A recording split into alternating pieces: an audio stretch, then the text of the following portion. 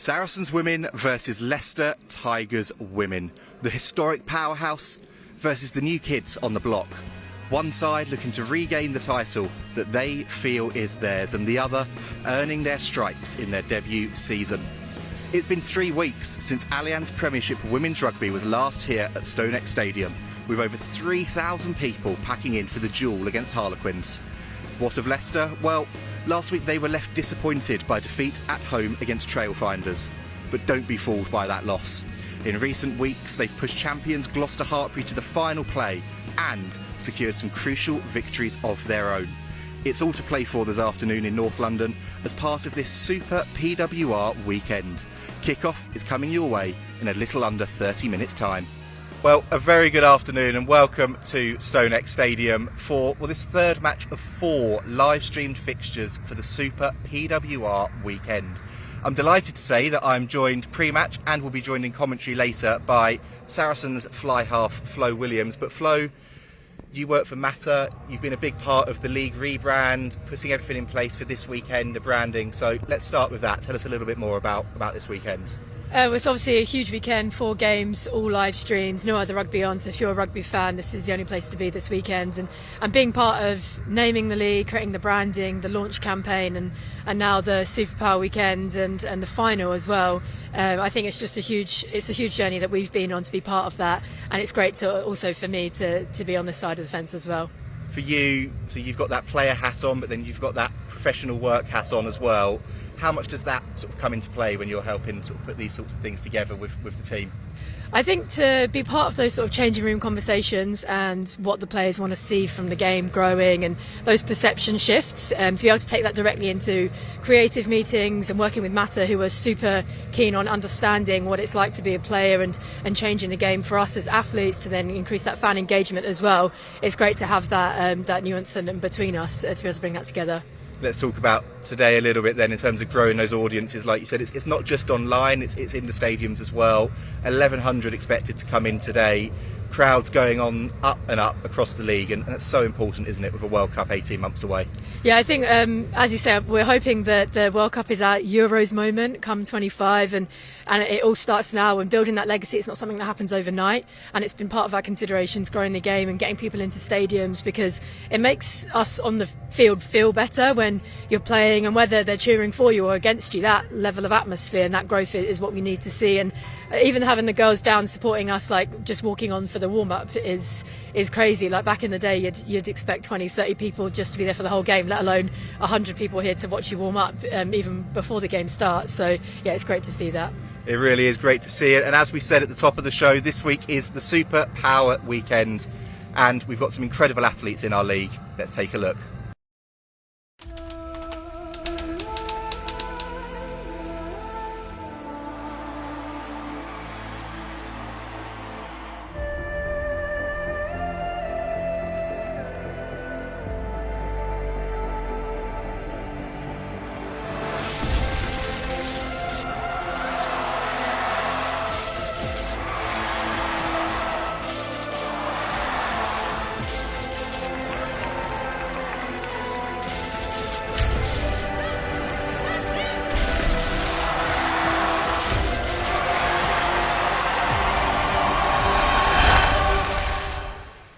Well, as you saw there are some incredibly talented athletes in our league, and there's a couple on show today that we will be picking out a little bit later in this pre-match build-up for you. Flo, we've talked about the World Cup, we've talked about growing the game and visibility, but it's about getting players to become names as well, and you look at that cast list out there today, that Saracens team, your Zoe Harrisons, your Marley Packers, your Poppy Clealls. But on that Leicester side as well, Meg Jones and then people like Claire Gallagher, Canadian internationals, really showing what they can do in this league. Yeah, I think it's great, and as you say about like the international players as well, this is not just the best of English, but it's the best of British, and it's the best of the world. And I think to be able to be part of a league that you can see superstars from a World Cup every single weekend just down the road as a fan, like that's an amazing access to have. And like I said, we've touched on some of those names there, but it's not just those international players, it's not just those world stars, it's those players that have the 9-to-5 jobs, come in, train, and as we're on this path to professionalism, they are the people that glue this all together, and you yourself are one of them as well.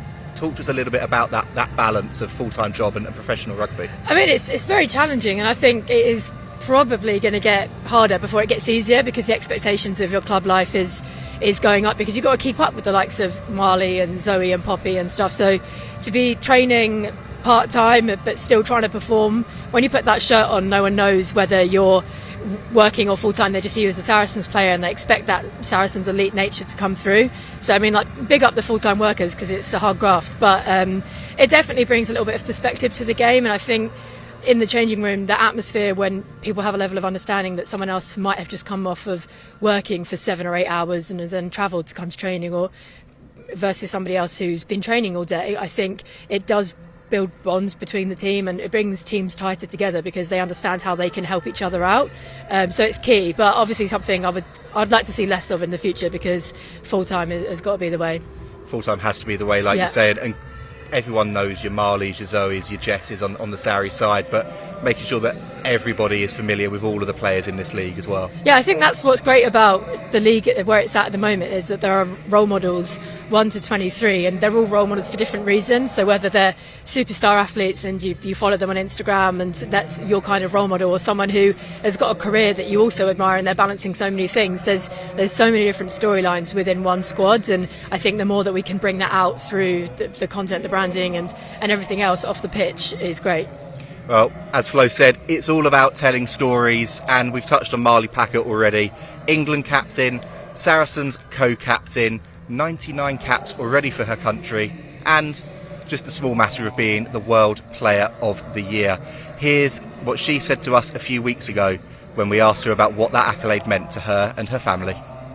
Oh, it means everything. When you've had a long career like me, there was probably a point where I thought I'd never get it, and I spoke to my coach Alex Osprey a few years ago, and we just talked about what my goals and ambitions were, and you know, that 100 cap was probably what I would really aspire to do and get to 2025 World Cup. But to get the accolade of World Player of the Year is really special. But for me, it's about the team. So you know, I couldn't get that without the team around me, whether that's here at Saracens or in an England shirt for the Red Roses, and then also the people off the pitch, like my family, their massive support network, my friends, my family, and then also Oliver. Like, he's definitely been my switch and made me the player I am today, with that switch on and off from rugby, which I probably didn't get right before having him. So yeah, massive thanks to him as well. The tour itself had been a phenomenal tour for us. We talked about where we wanted to go as a Red Roses, and you know, how to get to our Everest, and that's not our Everest, but you know, it's a stepping stone to that. And being away in New Zealand for 4 weeks, a year after obviously losing the World Cup there, was a long way to go again in a long 4 weeks. But you know, we grew, not just game on game, but training sessions, training weeks on training weeks, and you know, that got us to put that performance in. So you know, when that final whistle went, yeah, it was very special. And you know, we go around, do our little huddle, we thanked New Zealand players, and then my team manager came over to me and was like, "Oh, Marley, I need to have a word with you." And I was like, "Yeah, is everything okay?" And she was like, "I've got some really good news to tell you. You've won World Player of the Year." And I don't know, my first emotion, like, I just welled up and started like tearing up, crying, I guess. But yeah, it was just, I think, a little bit of just like that relief of how the day's gone itself, how the 4 weeks have gone, but then also to get something that I truly never thought I would win. Yeah, it's truly special, and something that I will forever be proud of and privileged to have won. So Marley Packer there in her own words. Flo, you've played with her, you've played against her. What is she like? Is it a character on and off the field? Got some big fans here. Marley Packer, I definitely would be rather playing with her than against her, because she is someone who is ultimately competitive, and she drives standards across the pitch, and she often will do the sort of unseen work of anyone, and she's definitely someone who, if it's shoulders on, she'll take that to to quite a competitive level, which I think is only good for us, and that reflects in our physicality on a weekend. But then she's someone as well in that changing room setting that puts their arm around you, which I suppose people don't always see outside in the media as well. No, definitely not. She's someone who's, as you say, to put an arm around the shoulder, can say the quiet word, and sometimes she gives us a little bit of a sing-song before a game as well, which is always great to hear. Good singing voice? No comment, but it's something to behold, I would say. If you're ever out with Marley on a night out, get to do Flowers by Miley Cyrus, because she can nail it. We'll leave it at that for there. Talking about pre-match music, pre-match buzz, there's a great buzz building up behind us. Leicester Tigers in town. Yeah. One of the 2 new teams this season, and them and Trailfinders, they've come in, they've been instantly competitive, which is what we want.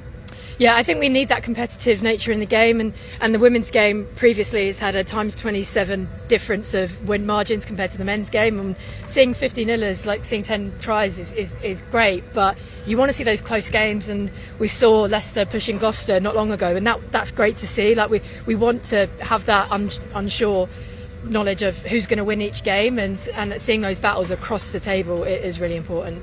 Well, Leicester Tigers, as we said, the new kids on the block, 2 wins under their belts already this season. And this little VT will show you a little bit more about the squad and the setup that Vicky McQueen has been moulding up in the Midlands.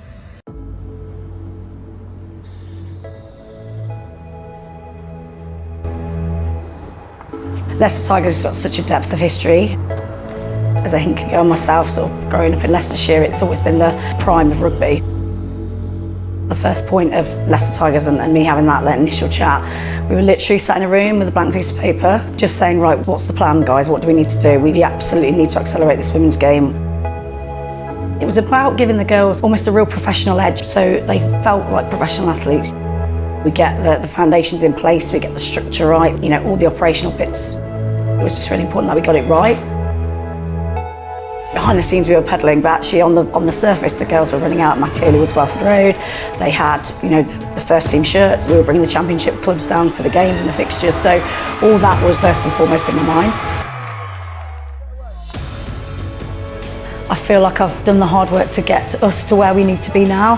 Now it's just about everybody just buying in and jumping onto that bandwagon of working hard to make sure that we push women's rugby where it should be. The beginning of pre-season, our new location at Oaks Park in Leicester, we've got our own training ground now. All the coaches all decked out in their kit. I just thought, wow, the team we've put together here is phenomenal. Everybody's worked so hard to get here. Everyone's been key in making this happen. For us, it's just about getting it right on the field and knowing that we can be better than we were last week. That pace. That's the one, lovely. Good. A successful debut season for Leicester Tigers is just about getting our processes and structures right, making sure that every time we step on the field we get better. That's where we're aiming for. Competing at that level, making sure we're having a great game against all the big guns, targeting certain games and making sure that we are ever present, and say that we've done absolutely everything we can as a squad to be the best we can be.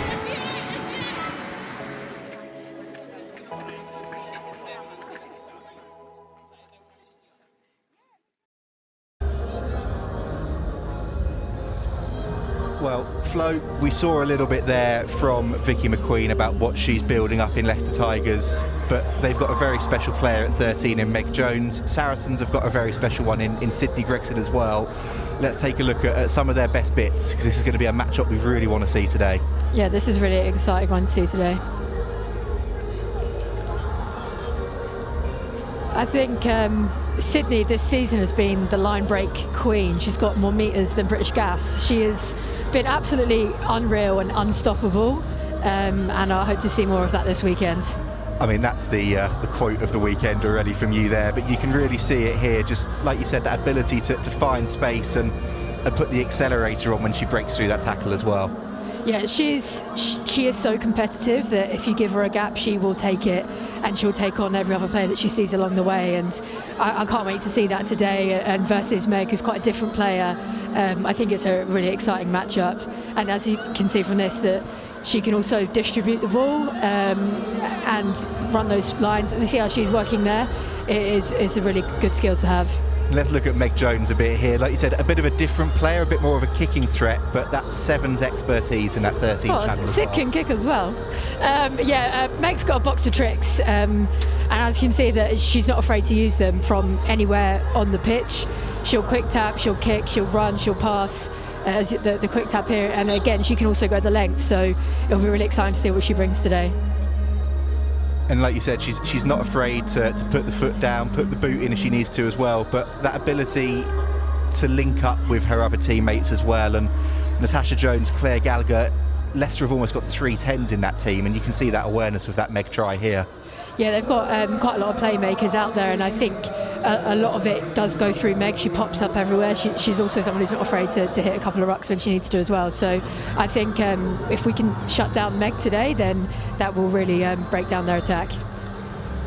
And like you said, Meg Jones is going to be crucial for Leicester Tigers this afternoon, but there's a pretty crucial week for Saracens men coming up in 20 days' time. The Showdown 4 is back at Tottenham Hotspur Stadium. Over 50,000 tickets already sold, and it's set to be a sellout. If you haven't booked your tickets yet, make sure you do head over to the website now. It will be an incredible day against London rivals Harlequins, and here's a little look at what's in store for you there, as well as at HSV for the Saracens Mavericks netball side.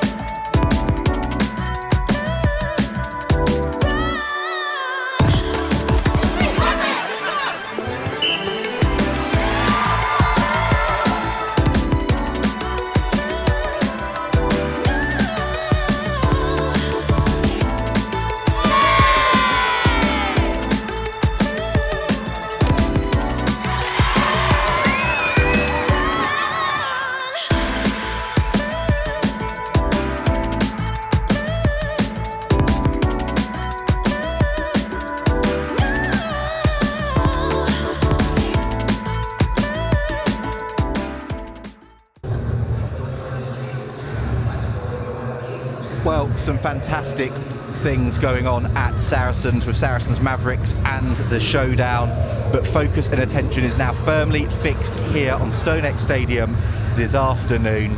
And ahead of kickoff, we caught up with Saracens Director of Rugby Alex Austerbury and Leicester Tigers Women's Head Coach Vicky McQueen. Alex, it's been 3 weeks without a game for your side. How much... Sorry, I'm going to do that again, that was terrible. Alex, it's been 3 weeks without a game for your side. What's been the focus in these 3 weeks in training? It's been getting back to doing things our way consistently. So we've talked about doing, the fundamentals well, managing territory appropriately, and just getting back to our standards. The last time out against Quins, defensively very strong at times, but attacking wise just not as clinical as we needed to be. Some of that was invited pressure, some of that was obviously the pressure from the opponents, and some of it was just some of our decision making around. So we've been a real focus on how we can get back to playing at our best and playing our way. And against the Leicester side that gave you a bit of a scare, it's fair to say, in that first half up at their place. What have been the things you've been looking at in terms of nullifying their threats? Well, look, first and foremost, they gave us more than a scare. That they gave us a good lesson for 20-25 minutes. So we know they're a very good team. As they get more time together, we've seen in their results, getting the wins now and some real strong performances. So there's a lot of threats out there that they pose. Obviously, they've got some real individual brilliance, and that becomes very difficult to manage. So it's understanding that to beat a team that can score from anywhere or create something magic, you've got to be connected and be as a collective throughout. So the real big push for us is making sure that our systems are in place, our comms are there, and that we got the ability to scramble if something does break. But ultimately, as it goes into any game, you focus a lot on yourselves. And as I said, there's been a real big kind of self-focus and an internal review of what we do, how we want to do it, and hopefully we'll see a real positive bounce of us, just getting back on the right route to being us, really. And Zoe Harrison back in at 10 for you, just her second start of the season. It's an obvious question, but what does she bring to your attacking setup? Yeah, outstanding player. She's had to earn it back in. It's not just a case of, she's come back from injury and she's in there. Amelia's done very well. Beth Blacklock's done well when she stepped in as well. But what she brings is a wealth of experience, a real clear mind of what she wants to do and how she wants to execute it, and the skill set to bring others into the game around her. I think also we probably just get a little bit of clarity in certain areas. She's very strong in sharing what it is that she wants to do there and then in terms of the game plan, and I think that will lend itself to how we're looking to play today. And just a final one, it's the SuperPWR weekend, a crowd of about 1,100 we've been told in today. You spoke in the week about how important visibility is for the growth of the women's game. Weekends like this are crucial for that. Oh, absolutely. yesterday there was 2 games on, got to watch both of them. And it was fantastic that there was there. I didn't see what the crowds were, but it was good that you could watch 2 games of rugby. Today the same thing, and having a wonderful crowd again is just showing that if we build it, people will come. That the players on the pitch are fantastic. The hard work behind the scenes is paying off, and hopefully that will celebrate the hard work that the players are putting on the field. Brilliant. Well, Alex, best of luck this afternoon. Thank you. Vicky, Saracens, a litmus test for most sides in the league coming here. How have you prepared your side for this afternoon? It's just focusing on ourselves. We need to bounce back from the Ealing game. A little bit disappointed in our own performance there. So we've worked on that in training, worked really hard on the detail we need to work on. And yeah, it's just about ourselves today. We know the threat that Saris pose across the field, and, we just embellish that challenge and really want to raise our game. Talk to us a little bit then about that Trailfinders match. Like you said, didn't go the way you wanted, but as it's been all season, really positive signs coming through as you're developing. Yeah, 100%. We're putting little small patches of brilliance together, and we've been managing for a half, and we just need to make sure we get that full game in now. Just looking at our resilience and our bounce back ability for this game, making sure that we really focus on ourselves, our own performance, our own defence, and turning that defence into attack. We're aware of our attacking prowess, and that we can create something out of nothing, and that's really our mantra. So we're really excited to be able to do that today and give it a shot and see what we can do against Saris. You gave Saracens a real scare up at Mattioli Welford's Road a few months ago now. How much confidence can your group take from that first 30 minutes especially? Oh, loads. We know we can compete with all the teams. It's just, like I said, trying to string it all together and making sure that we get everything right and all the detail correct. We know we can do it in little parts, and we just need to make sure we string it all together. Today, the great place to play, StoneX Stadium, so yeah, just bring it on. And SuperPWR weekend, big weekend, big crowds already. How important are weekends like this for the league, the growth of the game as well, more importantly? Oh, it's fantastic. The growth of the game's huge, and I'm a real advocate of that, being where I've come from and my background. I just want to get more bums on seats, more people watching the game, more people excited and inspired, more little boys and girls on the side watching us play and watching these athlete role models. So yeah, 100%. This weekend is amazing for PWR and the exposure that we're going to get. So yeah, bring it on, and be a great game here today. Brilliant. Well, Vicky, best of luck this afternoon. Thank you very much. Well, a great game in store this afternoon, as Vicky McQueen said there, but there's been some great matches already this weekend. Gloucester Hartpury continuing their unbeaten start to the season with a 31-24 victory over Exeter Chiefs. That was a repeat of last season's final. And over at Trailfinders Sports Ground, well, the hosts rang Bristol Bears very close to the first 70 minutes, but the Bears pulled away in the end to secure a 38-10 victory. So heading into today's game, here's how the league table looks. Gloucester Hartpury have a healthy advantage at the top, but Saracens do have 2 games in hand, and it's getting tight, isn't it, between 2nd, 3rd and 4th. And then 5th, 6th, 7th, Harlequins, Loughborough and Trailfinders in their own little mini league. Let's have a look then at the home team today. Saracens Women. Well, Akina Gondwi starts in place of hat-trick hero McKinley Hunt at loosehead prop. May Campbell and Donna Rose joining her. It's an all-Scottish second row. Fee, McIntosh and Louise McMillan. Georgia Evans, Sharifa Casolo, Poppy Cleall, and at half-back. But it's the experience of Leanne Infante and the welcome return to the starting lineup for Zoe Harrison, having worked so hard to come back from that ACL injury. In the centres, Sophie Bridget and Sydney Gregson again, and Paige Farries moves to fullback for this one with Corinne Grant on the wing.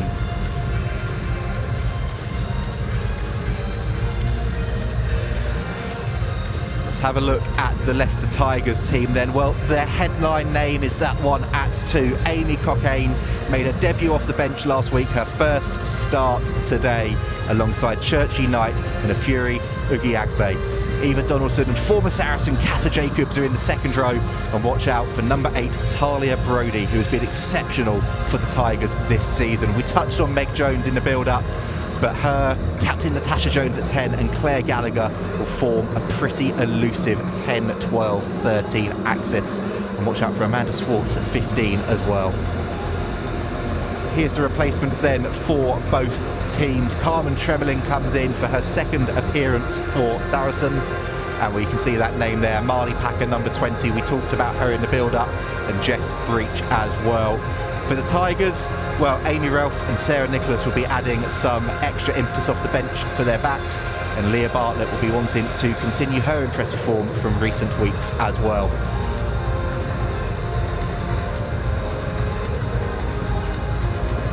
We're building up to kick-off then, a couple of minutes to go. Flo Williams is still with me, but I'm also delighted to say that Ella Virvas has made her way up from the pitch. Ella, firstly, how was that warm-up? Yeah, it was good. The energy's flowing. I think the girls are really excited for the game. I think no score is predetermined in this league anymore. So yeah, they're taking it just as seriously as any other game. And for you down there, you talked about the seriousness. What's the vibe like in the group? Yeah, I mean, there's a few changes in the group, so there's definitely a buzz of excitement. We've got a few people getting their second, third caps for Saracens, so definitely a bit of excitement. But yeah, business ahead now. Flo, I'll come back to you quickly as well, just talking through. But we'll just pause for a second. Here come the teams then. Leicester Tigers and Saracens Women being led out. And Flo, as Lottie Clapp leads her side out onto the pitch. This atmosphere, the flags, all the fanfare, we talked about it in the pre-match. It's all about creating that atmosphere, creating that special occasion for the game. Yeah, you can't underestimate the power of a flag. Running out to all of these fans and see those young players and all their faces coming out onto the pitch, it really builds it. And I know Sarries worked really hard to create that. Have a look at Lottie Clapp there as the mascots make their way off the field, and the flag bearers as well. 3,000 in here for the duel, 1,100 or so in here, we've been told today. And Leicester Tigers in a huddle. Pre-match, there is today's referee in the centre as well. And it will be Saracens who get the game underway.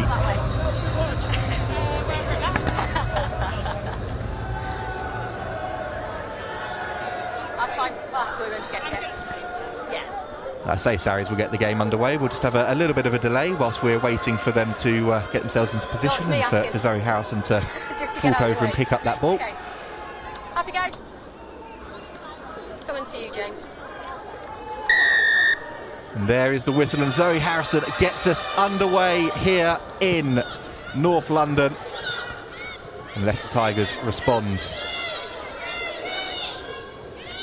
Lucy Nye with that first pass into Amy Cockayne, a first touch on her first start for her new club. And there's McIntosh and Casolo making the tackle.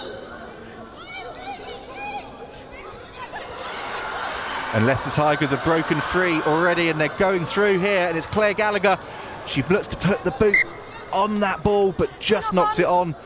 We talked there, Flo, pre-match about the threat they all pose. We saw it there. I think it's really interesting to see that they're not looking to exit, they're not playing territory, that they want to, straight off the bat, they're ready to play out of their own 22. And I think if Gallagher had got that ball away to Meg Jones there, we might have been in a bit of trouble. But good tackle here from Paige Farries, forcing the knock on as well.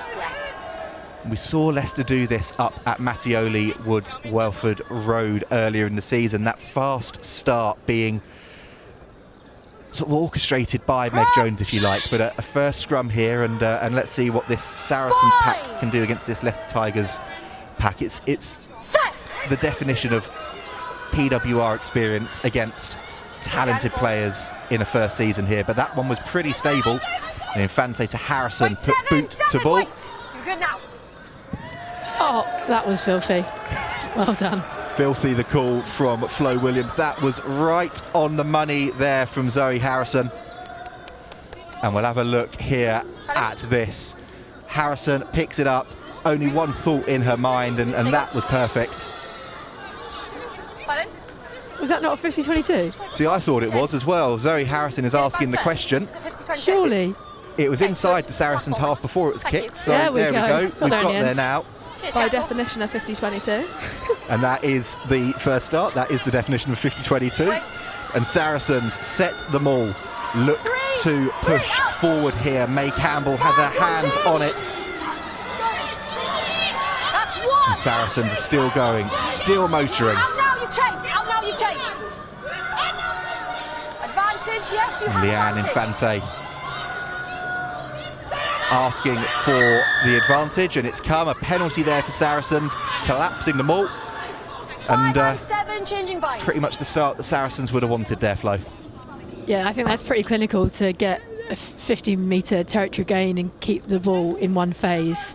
Sort of save the battery is really important. Girls, we join on the back foot and stay where you start, okay? Don't change. Let's see what happens then here. That one doesn't quite connect, and it's a knock on, and it's tidied up by Tigers. A let off there for the visitors. Leave her there, you've trapped her. Hold. And that one doesn't get much distance on it, but touch is found, crucially. Green on the line. It'll be a Leicester Edge of the mark, green. touch, it'll be a Saracens line out. Edge of the line, girls. Flo and a chance to get the line out working a bit better here. It's fair to say the last time out at StoneX, the set piece wasn't quite as fluid as it could have been, but Fee McIntosh back in today and calling the line out as well. Yeah, I think Fee's a really experienced and calm head for us in that area, so I hope that she can bring that to the game today. But obviously as a back, I'm hoping to see a little bit of running rugby outside of these rolling balls. There it is. Let's see what happens. Harrison boot to ball already, and Meg Jones having to deal with the bobbling ball, and she's going to have to track back, being chased down by Sophie Bridger. But she's had to ground it over the line, carried back a 5-metre scrum for Saris. Brilliant pressure from Sophie Bridger. And Ella, that's what she brings to this side at inside centre. Yeah, 100%. That's a fantastic tackle from Sophie Bridger. I think we were looking in danger a bit there if Meg managed to find some space, because we were definitely short out wide, so clinical from Sophie Bridger. That's okay.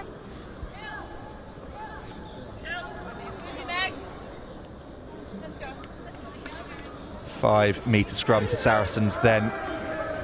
The question here is, are they going to spin it wide, or is Poppy Cleall going to fancy a rumble from this distance? She's been deadly so far this season, has Poppy Cleall. It's Ella, you'd be sniping from here, wouldn't you?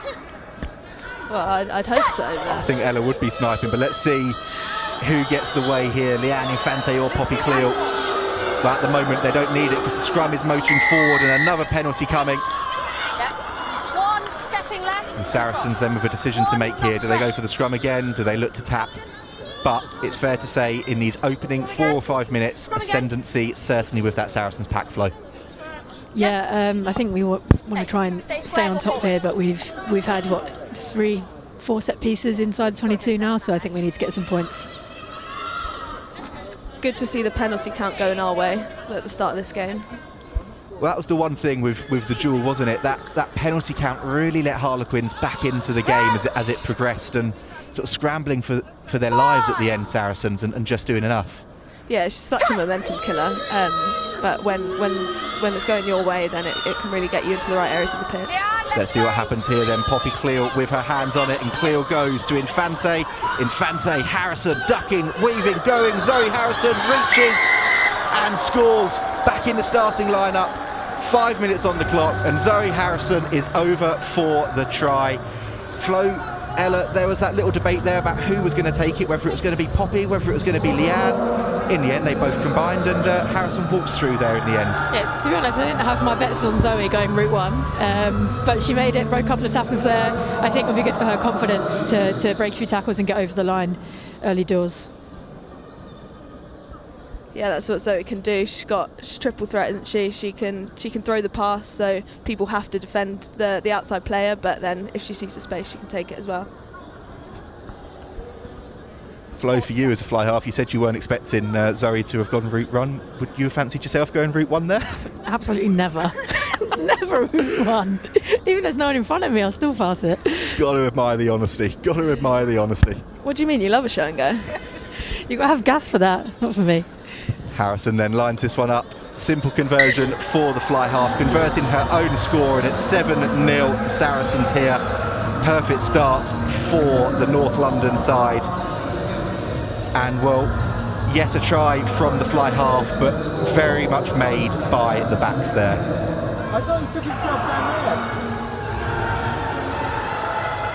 Tigers then with the restart coming up.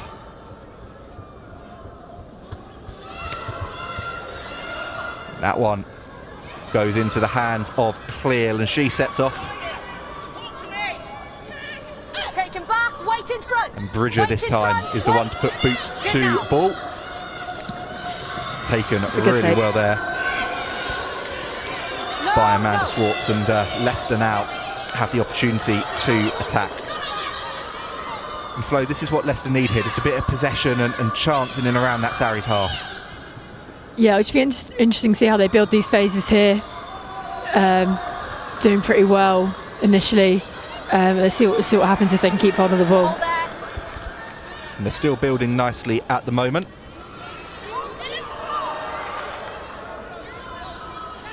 Building their way up to the 10-metre line. There's a little bit of space on the edge if they can move it. And still going, and Jones, and she gets the ball away. And as Tess Fury bursting through, still going, Claire Gallagher eventually brings her to ground.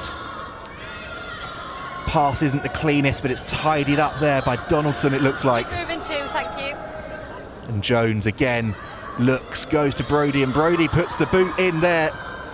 Sophie Bridger there tidying up for her side and setting off. We saw a little bit of a show and going up and under from Hannah Bottoman last night. That one didn't quite work out, but that one there from Brodie has a penalty for Leicester Tigers, and Ella, the perfect response there to conceding that early score. Yeah, Leicester's outside backs are looking really sharp today. I think they're seeing little half gaps and they're taking them, and it's paying off for them. So I'd like to see more of that for the rest of the game.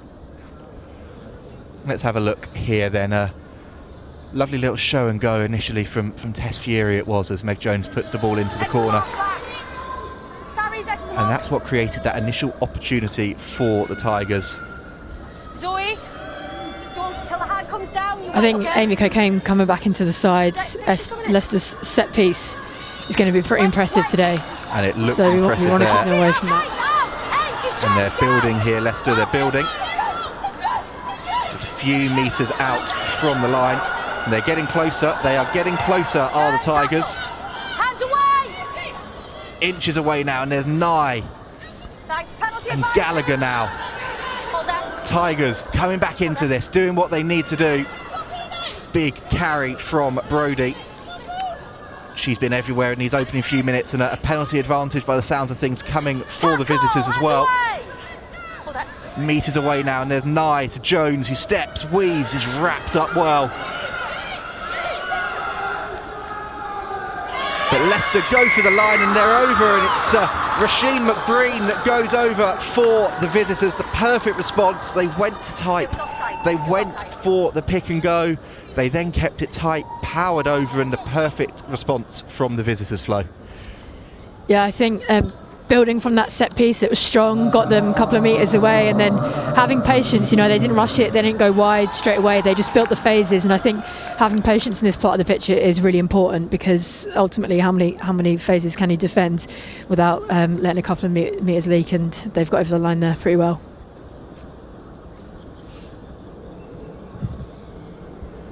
And just having a look at this replay here, the pressure was building, pressure was mounting, and in the end very little that Saracens could do about there with that wave of attack. I think they've had pretty good tempo, Lucy and I at 9, getting the ball moving, and she's delivering that pretty well. Meg Jones then with the conversion, and we're all square here at StoneX Stadium. It's 7 apiece with 11 minutes on the clock, and now it's Saracens' turn to have to respond.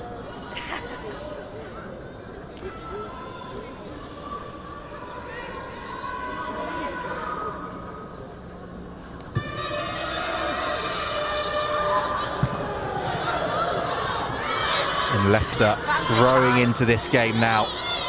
Lucy Nye again, keeping that tempo high, as Flo was saying.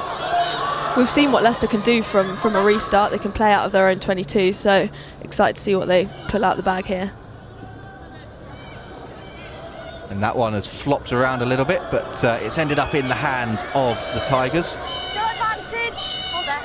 And they're still looking to build, still looking to go. Excuse me. Wrapped up well there by Lou McMillan. Okay, you're always under pressure. We'll go back to the But high no tackle. advantage coming, and we'll come back for that Tigers penalty. Just a high tackle. Penalty only. I think it is hard work trying to play out of your 22 every time, and I think if you move it to width once and you don't make it, you've got to look to exit pretty quickly, because you're just working so hard, and any mistake and you're giving the opposition the ball in a really good attacking position. So I think Leicester are lucky to get this penalty here to get out, otherwise they were looking a little bit under pressure.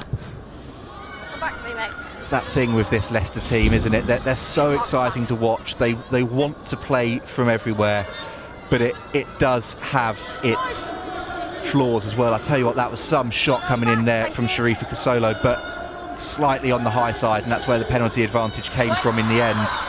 And Lucy Nye there with the ball, and an inside pass there for Tigers as they look to build again there. Tess Fury on the ball, and now Cockayne carries through Cleall. And Meg Jones to Claire Gallagher, and Gallagher sets off into Sydney Gregson. Nice, Sydney. Big tackle there from Gregson. Sharifa Kasolo is stopping people on the game line, absolutely hitting them back. Marley Packer on the bench today for Saracens, but Sharifa Kasolo, I mean, there's a penalty coming here against May Campbell for not rolling away, but she's really putting her body about in these early 13-14 minutes. No, I think me and Ella can both attest. If the last person you want to run at is Sharifa, she hits you hard. So yeah, if you're defending next to her, then you know you're in a safe place. You don't want to be hit by Sharifa. You also don't want to hit Sharifa. So it's a two-way thing. One of the nicest people, I think it's fair to say, in the game, Sharifa Kasolo, but she packs a punch in contact.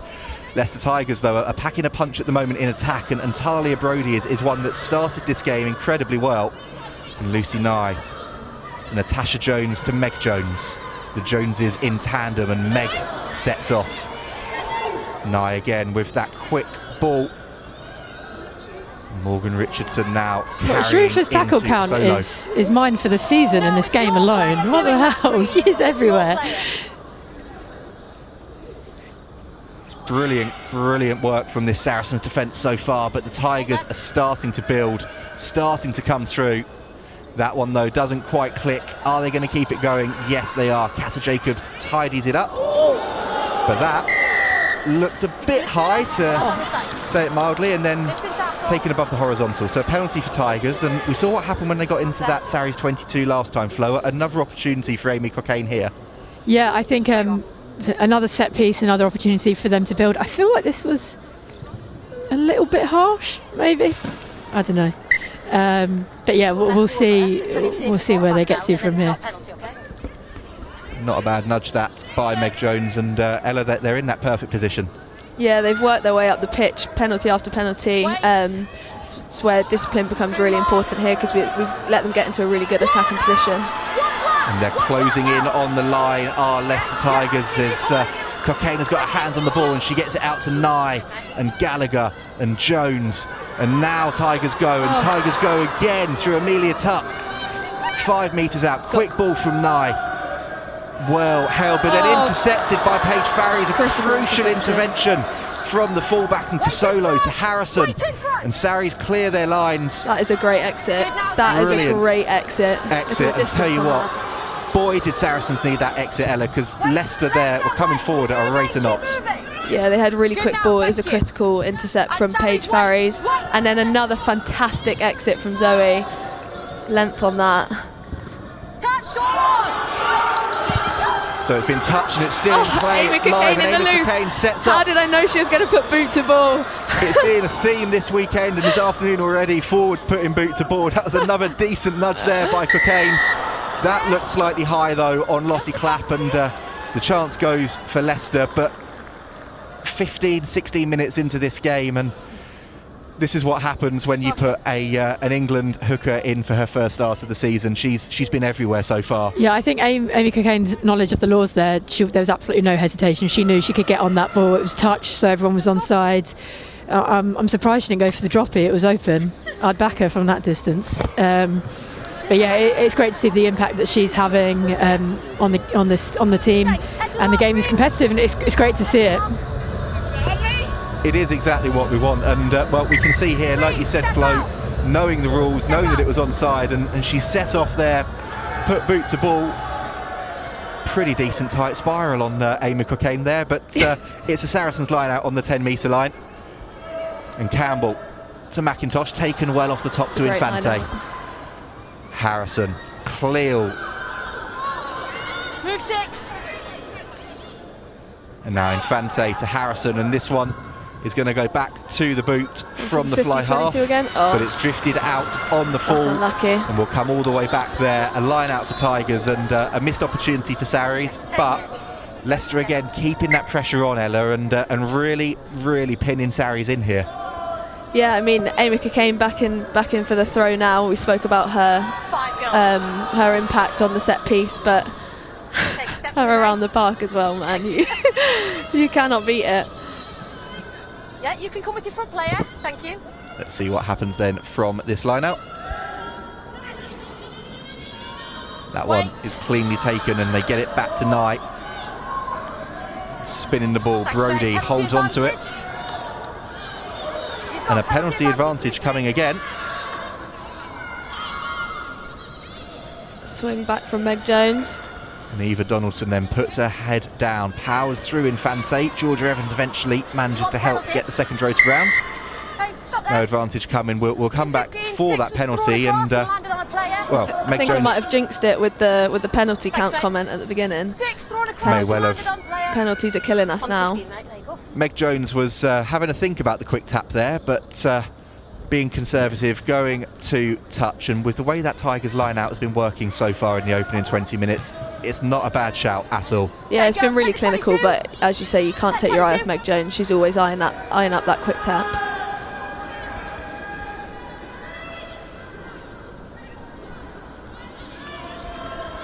As a 9, how do you feel about a 13 stealing the quick tap job?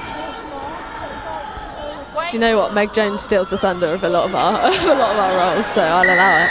Poppy Cleall there looks to have stolen the thunder at the Leicester line out, but an infringement there, and it will be a Leicester penalty. And these penalties are creeping up for Sarries at the moment. Poppy Cleall not happy with that one, but Leicester will certainly be, and Meg Jones will put this one probably not as far as she would have wanted, about 15 metres out, but the pressure still firmly on Saracens here. She's back in the line out. She's back in the 15-metre line out drive.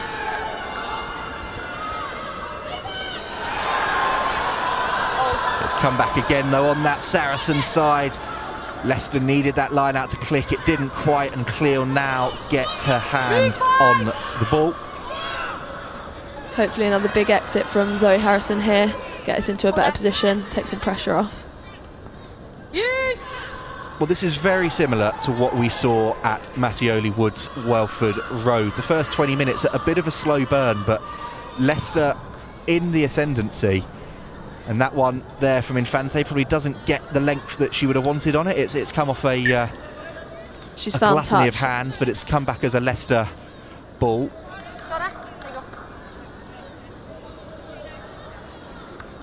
And there was the overthrown line out from the visitors, but they still have possession. They're still in the right places in the field as far as they're concerned. Wait.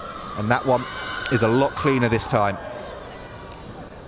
And it goes out the back, and there's Meg Jones again, and she gets the ball on to It's a great ball. Tess Fury. And Lucy Nye with quick ball out there to Talia Brody. Casolo again with a monster tackle. And Meg Jones trying to keep this moving. There's Swartz. Gregson with the tackle. Churchy Knight into May Campbell. Campbell came out on top there. It slowed the ball down a little bit for the visitors. Some big carries here from Leicester Tigers. We spoke about them in the little half gaps and finding spaces, but they're not afraid to take it up. Real physicality. Great physicality from the visitors, but that hasn't quite worked out. All over the place in the end. A knock on, an accidental offside, and a Saracens scrum. And Flo, that for Leicester is going to be so frustrating because they've been so good for the last 10 minutes building that momentum. The bounce pass didn't quite work out there, did it? I think the route one is really interesting from them. Like they're getting that gain line, they're keeping momentum, but I think they've got to start to pick their moments of when it's time to start moving the ball around. Route one is good if you can maintain it, but our defence is holding up pretty well. We've got Sharifa Kasolo banging people, Sydney Gregson hitting people, Louisa McMillan going for it as well. So I think you've got to start moving the ball around because the defensive line is doing a good job for now. A bit of time off here with Louise McMillan just receiving a bit of treatment. Some kids from the Under-16s festival enjoying themselves in the stands. Flo, whilst Louise is receiving a little bit of treatment on the ground, and Alex Alsterbury, a penny for his thoughts at the moment, but he searches for the answers for his side. These pre-match festivals, all these bits and pieces that the Saracens do and other clubs have really done as well. It's so important in terms of being on the same pitch, being around Premiership players and knowing you've got a chance to be there yourself in a few years' time. Yeah, I think giving us opportunity to play on the same pitch, to meet the players before the game, I think it's a special thing that women's sport has, that accessibility of players and fans together. And I know the players make a big effort to stay around after the games and see the fans as well. And that's not just something we do at Saracens. I know that it's a huge part of every PWR club, that accessibility of the fans and players. So I really hope that is something that we can maintain for years to come. And Ella, essentially contracted now with England, but you had your time working for the Saracens Foundation as well, and so many different bits and pieces in terms of accessibility, like Flo said, not just for young kids, but the older community, people with disabilities as well. And that sort of engagement, especially in women's rugby, is so important. Yeah, it's so important. I mean, when I worked for the foundation, I was part of the disability team, and a load of the participants from those projects come down to the games now. It's so good to kind of diversify our audience. Yeah, really nice to see them all still supporting the game. Back underway then, it will be a Saracens scrum. Pretty much near enough to halfway, and pretty much centrally set as well, so lots of opportunities here. There's Harrison to the right, Bridger to the left. Love a centre field scrum, such an exciting attacking position. Let's see what Sarries do then. Left. At the moment they're just content to move this one forward and take the penalty advantage, and now they swing it left, and there's Bridger, puts boot to ball. No advantage coming, and Sydney Gregson had started to run a little bit early there, slightly offside, but we'll come back for the penalty, and Harrison, I'll have no doubt, will put this one pretty close to that Leicester 22.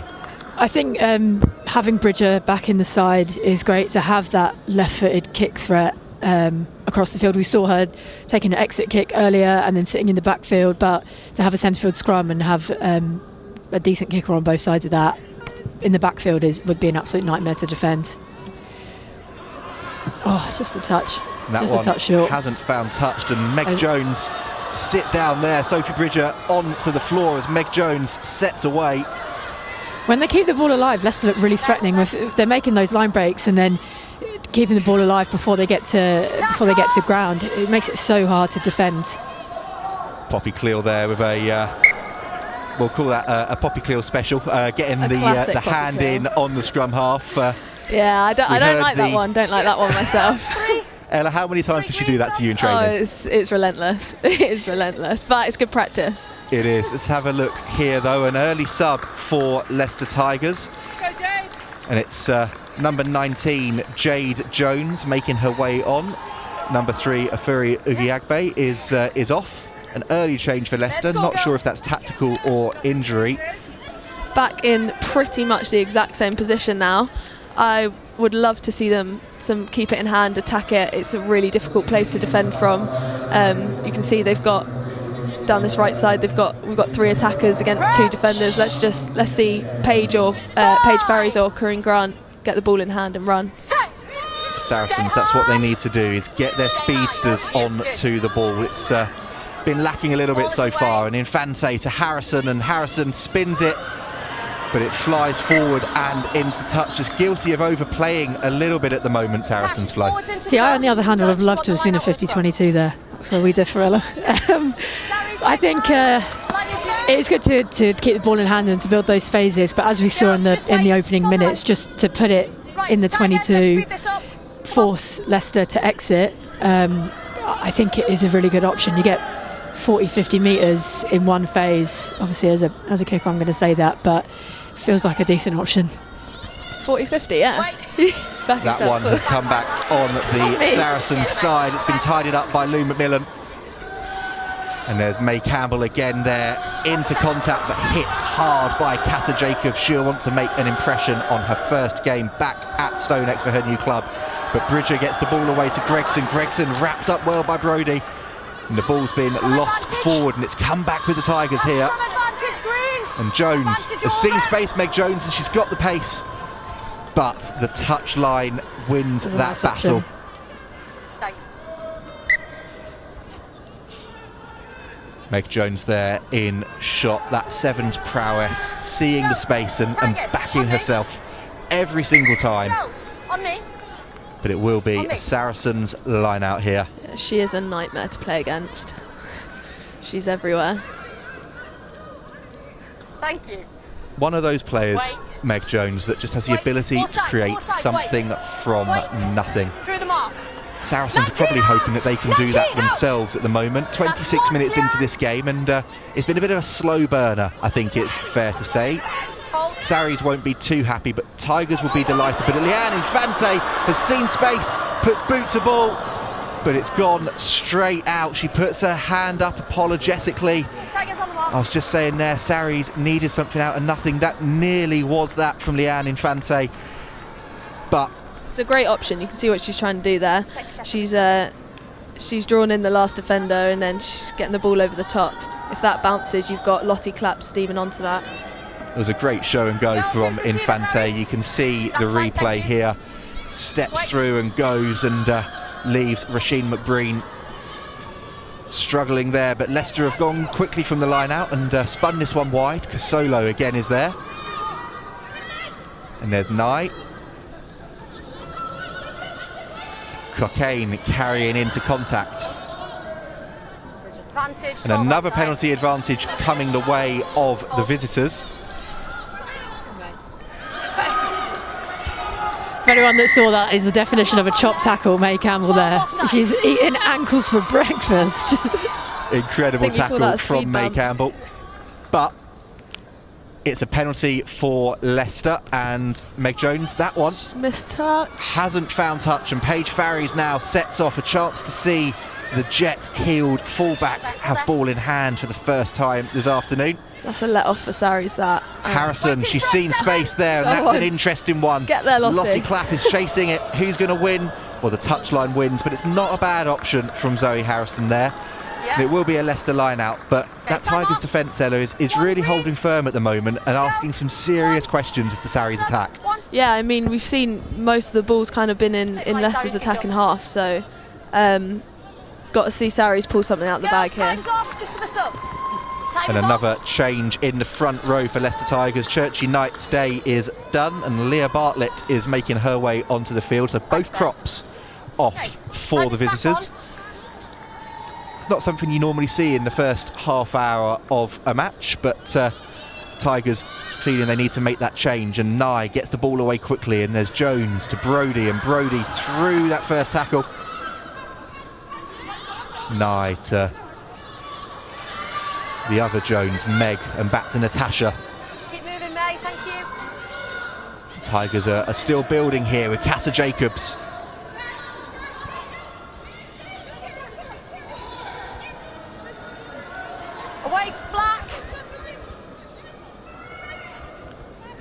Still building nicely. Here goes Eva Donaldson.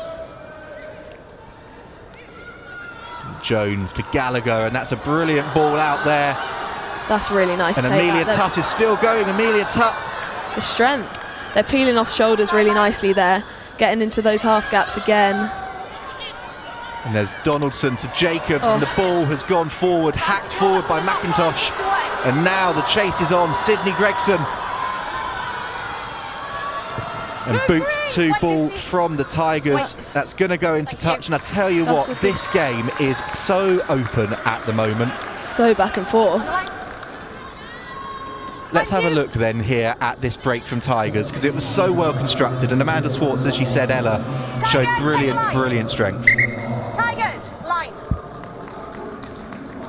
Girls, line. You can see here Donaldson carried hard, a huge shot coming in then on Kata Jacobs, and it's Casolo, it looked like again. Or Fee McIntosh with the volley, love that. And Fee McIntosh with the volley. I don't know what it is today about forwards and kicking the ball, but there we go. Sydney Gregson does the forwards job there, carries hard into contact. I think Amelia Tutt on the wing for Tigers as well has had a couple of really strong carries. She's quite a big winger, and when she gets on the ball, she's got some power, and she takes some stopping. So I think she's definitely one to keep an eye on. She's had a great start to this game. She's been really impressive, Amelia Tutt, as has the whole Leicester Tigers back three, actually, just in terms of, you can't see it always on screen, but in front of us, sweeping and covering that backfield so well as well. Saracens with the penalty though, and Harrison's put that into a good attacking position, and it's probably the first time in a good few minutes that Sarries have been in this Leicester half now, so they need to try and make the most of it. Yeah, I think we just need to go back to what worked for us in the first 5 minutes, take the territory, win the set piece. That was slightly unorthodox, but win the set piece and build from there. I think once we set a platform, we're in a good position, but it's almost like we've tried to overplay in certain scenarios. But this could be an opportunity. Lottie has she got onto the end of it? Not quite. The ball evades the hands of the winger and the co-captain at the final moment. Harrison again looked to put boot to ball. Clapp was on it. A little bit of footwork from Lottie Clapp there at the end as well. That just didn't quite come together. Let's have a look here. Harrison with that delicate little chip through. Clapp gets the foot to it. Can't quite get the hands on it at the ball. There's a Leicester Tigers player down, so we'll have a stoppage in play. I think she headed that over the line at the end. Yeah, I don't think that was a knock-on. Doesn't count. Well, she was asking the referee and saying that, well, she thought she might have been tackled before she managed to get her hands onto the ball. But Tigers with that player down then at the moment. It's Leah Bartlett who's just come onto the field. This is interesting from Leicester now, because they've already made 2 subs in the front row, so it's a dangerous position to be in with 60 minutes to play and no front row cover, or limited front row cover on the bench. We could see some, maybe Meg will go there, she can do everything, right? Good maths from Flo there. 60 minutes to play. I think 50. 48 actually, to be precise. I saw her working it out. Back underway then, and it will be a Leicester Tigers scrum. They'll be under pressure here. A new prop pair alongside Amy Cockayne.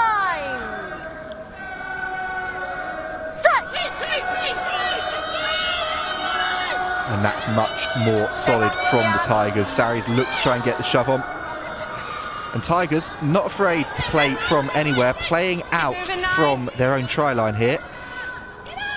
And Casa Jacobs carries into McIntosh and McMillan, teammates of hers last season. Do not lean over.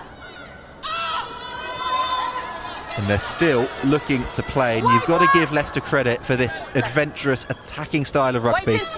But in the end, the sensible option, putting boot to ball, stayed in though. Oh, it's given Saracens an opportunity. We've got players wide if they can get it there. There is an opportunity for Saracens, but they're going to go tight at the moment with Cleall. Big carry from the England number 8. And the referee's arm goes out. There's Gondwy. Penalty advantage coming for the high tackle. Back for the penalty.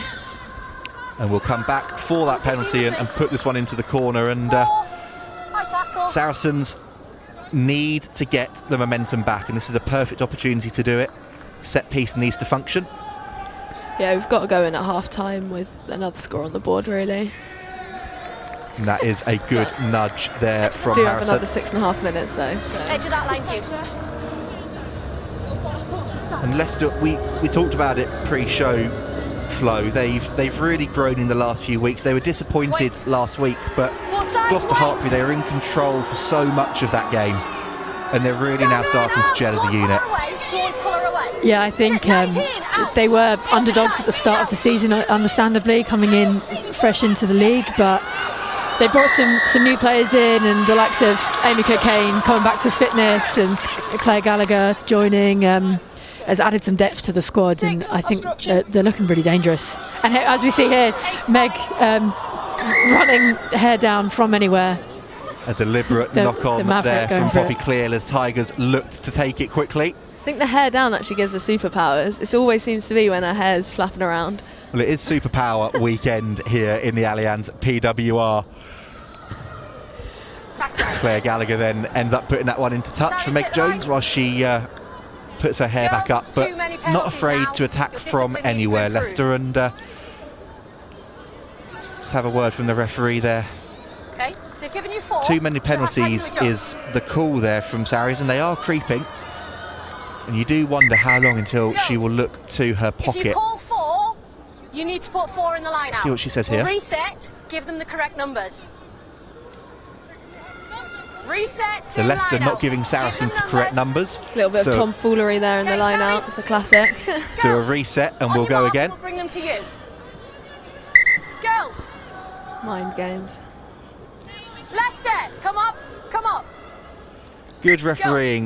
They're getting everybody into position. You'll set your own gap. This is too big. Step in. This is one for the highlights reel, this. 3 reset lineouts. To be fair, I'd rather this than multiple reset scrums, but that one has gone over the top to May Campbell, and May Campbell charges into contact, powers through Morgan Richardson, and is this the speck of light that Saracens needed? Poppy Cleall with the carry, and Infante, McMillan coming on at pace. International colleagues pulling her down, but Infante again to Rose, and Rose carries hard. And this is what Saracens need. Penalty advantage coming. Still playing the penalty advantage. It's not quite clicked there for Sarries. And what does Infante do here? She spins to Cleall. Cleall with the kick. Nothing coming. Penalty advantage. Back 10 girls. Forwards have lost their minds today. We'll come, but that was an interesting passage of play, I think it's fair to say. And Infante thinks about the quick one. But you've not played it yet, have you? Girls, 10.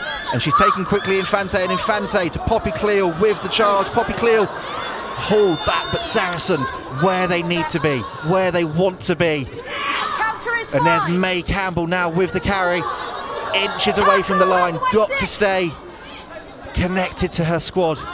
And they're there with her. And there's Gondwy with her hands on the ball. Akina Gondwy with the carry, pulled down by Donaldson. And Cleall waiting, Cleall going. Cleall not quite scoring, but Georgia Evans thinks she might have a go. We've got the entire Saracens backline in this 15 metres here. Leicester defending with everything they've got, and the referee having a look. There is the try. May Campbell, it looks like, has got it down in the end, and Sarries kept it tight, did what they needed to do. Slightly strange circumstances in terms of getting that score, so much space out wide like you were both saying, but a crucial score from May Campbell. A score is a score, absolutely. It was a smart decision really from Leanne Infante to take the quick tap. Our line out hasn't been massively consistent, so in the position we were, take the quick tap, stay on top, and then power over eventually. Let's have a look then when this replay comes through. Sarries kept it tight, May Campbell there, and Zoe Harrison lining this one up. Ella, just talk us through, as a scrum half like Leanne was doing there, what are the messages you're saying to your pack whilst they're inching ever closer, but you know you've got that back line outside you? I think she would have been screaming not to get held up, really. I think that's the key thing for us in that area, just staying real nice and low. powering over, and then if it's on for the backs, then she'll be screaming for the ball. But in those circumstances, yeah, it was forwards taking us over. Zoe Harrison then with the extras as well. 14-7 to her side. And Tigers then getting us back underway.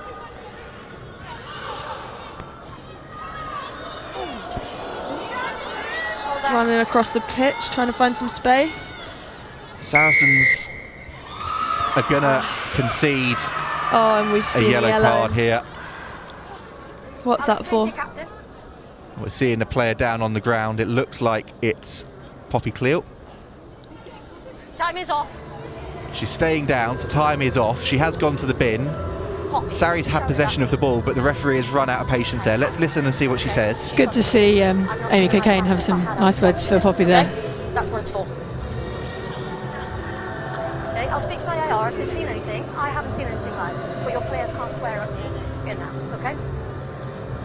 So that's the decision there. Poppy Cleall thinking it was a high tackle on her and some comments towards the referee.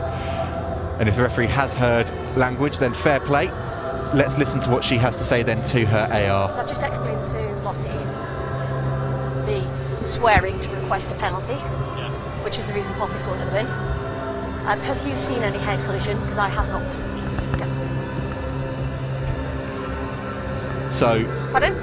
Time is neither off, the yes. referee or the assistant referee has seen any head contact. So time is off whilst Cleall is down receiving Approximately treatment. 1.5. But she will then go to the bin. Let's have a look at this one here, both of you. No, so obviously we spoke to them about discipline in their 20. That looked like When we that came into your was 22, high we contact, had but the referee similar hadn't seen it. increasing Talk us penalties through that one. So, I mean, it looked pretty high tackle, to me. an offside, It's just so there's different things without the that use of the replay that we have here, I don't understand how referees can make these decisions. And if there's any doubt, sure, I mean that's head on head.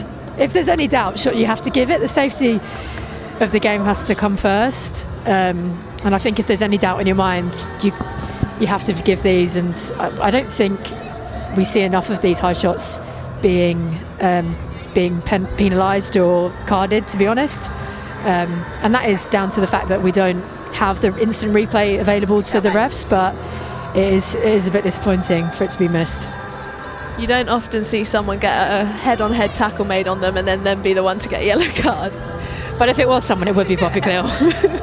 But as the referee has rightly said, head contact or no head contact, you cannot swear at an official on the ground. Cleall is making her way off.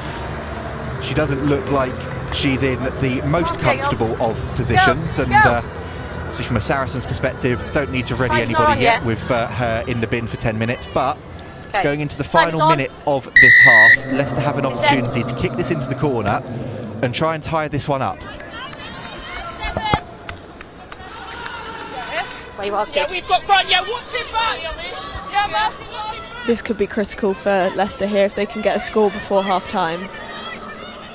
Completely changes the game. You have to say, from Leicester's perspective, they don't deserve to be going in at half-time down, but obstruction at the line out, and it will be a penalty for Saracens. A big win there for Saracens, and some afters there between Cocaine and Gondwy. Holding on. We love a push. We love a push. Again, though, Donna Rose receiving a little bit of treatment. You've got less than one. Okay, time's off for the contact lens, because you're going to want her at the line out anyway. And Donna Rose just putting her contact lenses back in. So a little bit of a delay before we get back underway.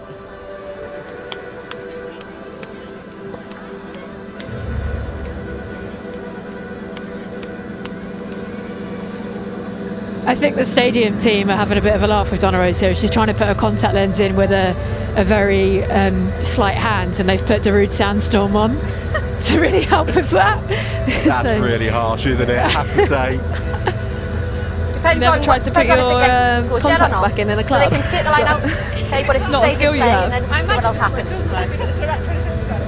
Donna Rose then still struggling to get that contact lens back in. But We've got a little bit of a pause here. We've only got about 20 seconds or so to half time.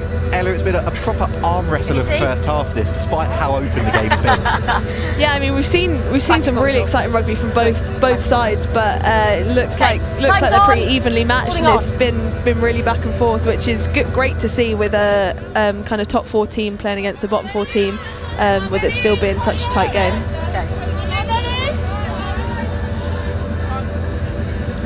Harrison then goes for touch. And May Campbell wants to get this one straight, and she does into Georgia Evans. And Saracens then, as half-time comes, will have a decision to make here. Do they look to just get this one off the pitch, or do they try and play? Well, Leicester are going to make the decision for them, actually. And the referee has a look, and that is the break. It's half-time here. And it's 14-7 to Saracens. It's been an interesting half, I think it's fair to say. Leicester have acquitted themselves incredibly well. Saracens burst out of the trap. Zoe Harrison with the try, but then pretty much after that, it's been all Tigers. They're naturally going to come into there, aren't they? Let's just have a quick listen to what the referee's saying to Leanne Infante here as they walk in. Okay.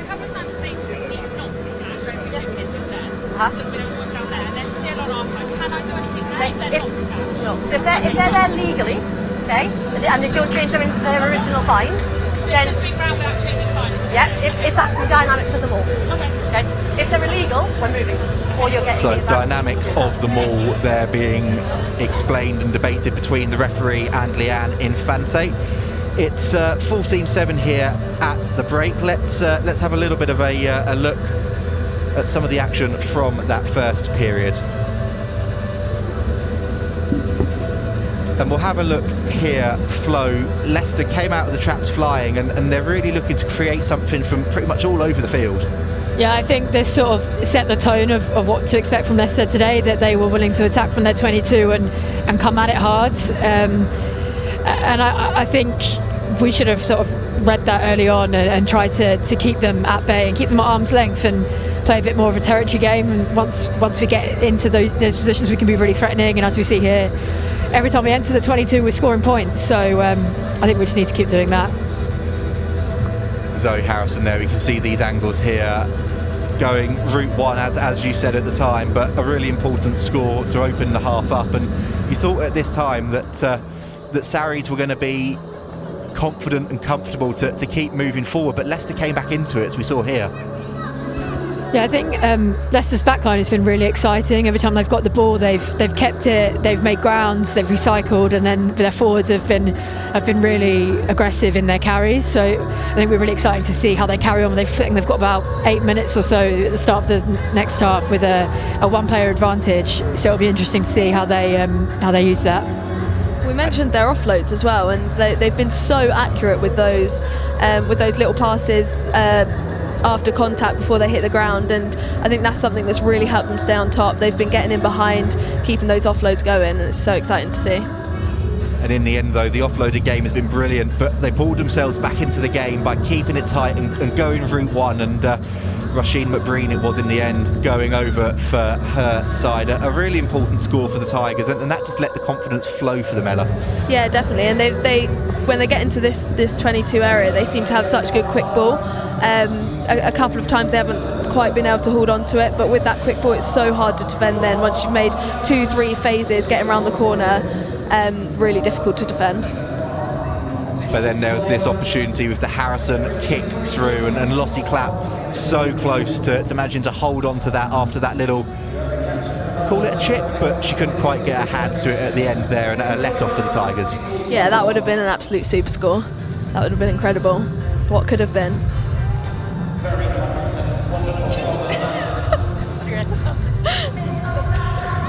But Saracens kept putting the pressure on, and eventually Tigers cracked. The line out didn't click. May Campbell came away with it, started the attack, bumped off Morgan Richardson, and then managed to finish the try off herself from close range. Yeah, May Campbell's been incredible off the back of those overthrown line outs. She's beaten 3-4 defenders every time, stepping a couple, bouncing a couple off. It's really good to see. It was a really important score for Saracens to go in ahead at the break, something that they needed to do. just to give them that confidence and give them that momentum. And you can see here May Campbell just reaching out, burrowing through and finding the tiniest of tiny gaps to eventually go over for her side. Yeah, May Campbell's speciality. But then the final one here at the end of the first half, the contentious decision, the Poppy Cleall there, seemingly head-on-head contact on her from Jade Jones, but back chat towards the referee, and Cleall in the end goes to the bin for 10 minutes. I mean, you've got a feel for Poppy there. You've just got absolutely whacked in the head, and you should be given a 5 or 6 seconds of leeway there, but immediately penalised and gone against her. So I think it's quite harsh. But it's all to play for in the second half, and Saracens will be without her for the first 9 minutes or so of that second period. Well, it's been 3 weeks since Saracens have last played. Perhaps that could explain some of the rustiness in the first half, but Leicester Tigers were in action last week against Trailfinders Women as well. Let's take a look back at how both sides got on in their most recent fixtures.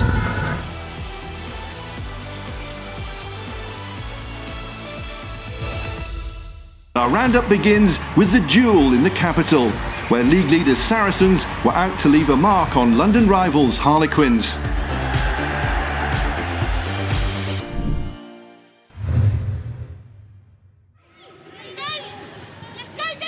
Commentary comes from Johnny Hammond. Wilcox.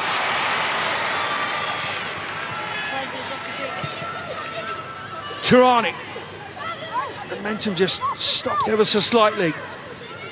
Driving down the side, the Harlequins, and they've grabbed the first score, and it's Shauna Brown. Saracens pouring forward.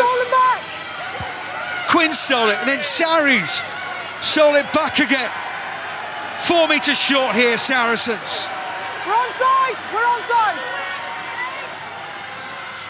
Farris waiting on this right-hand side. Forwards won't give this one up easily, and they're over again. McKinley Hunt.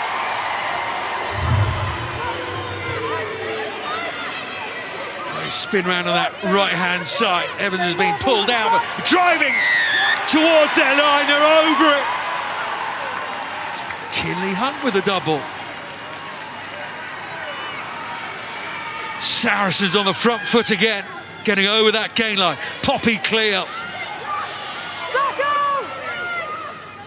Kildunny is trying to hold her up, but there's acres of space on the right-hand side.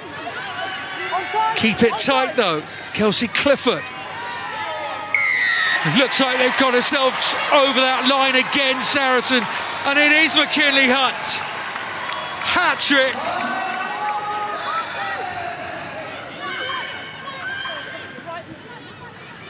Cromack. Oh, look at this, that is brilliant. Freya Orkin underneath it, and Harlequins have scored that try. And Harlequins have powered over. Nicole White.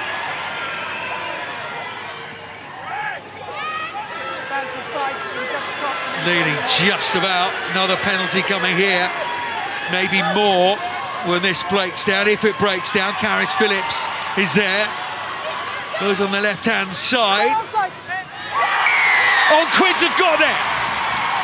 2 points the difference in the duel. Amy Lazelle.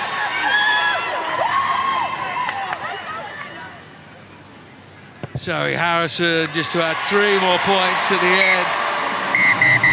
The final score at the StoneX, Saracens 29, Harlequins 24.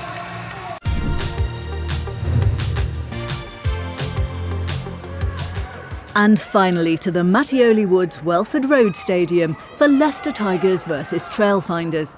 The London side won their only previous meeting in this competition and started strongly, with Liz Craik crossing the line. A show of strength there from the visitors, who had yet to win away from home this campaign. That target looked a little more likely just 5 minutes later, when Vicky Laughlin broke free and raced down the field. A neat pass to Julia Schell, who scored her 3rd try of the season. They were on the right track, and before the 30-minute mark had added another 5 points to their tally. Abby Dow charging toward the corner flag and dotting down.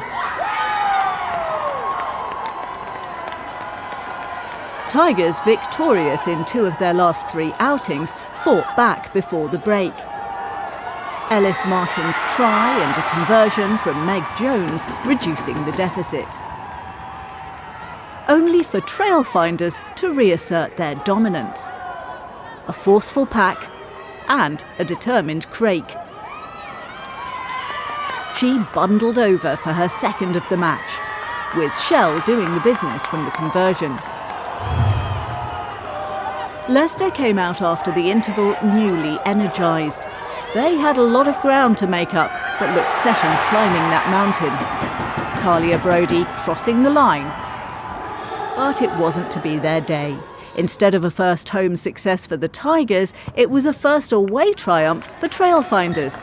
Shell's penalty confirmed a 29-14 win for the visitors.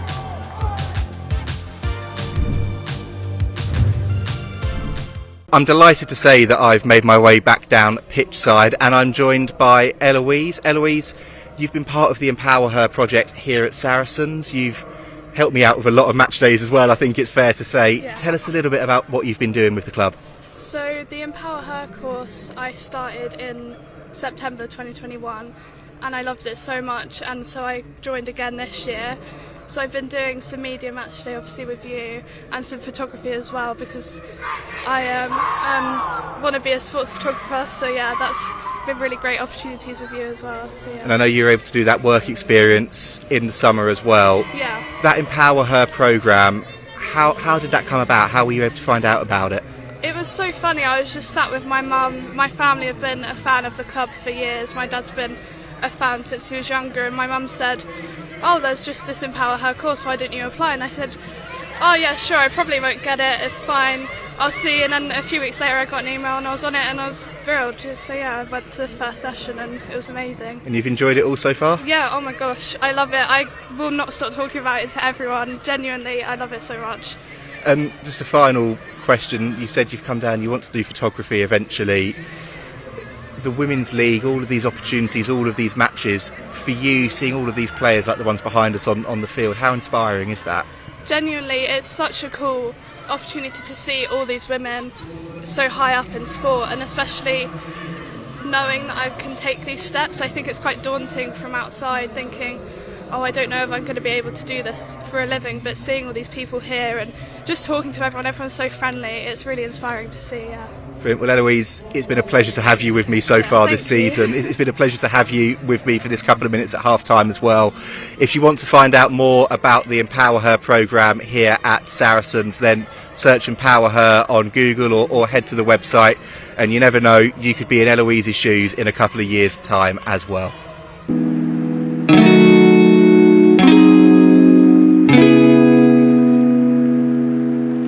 Healing from injury overnight.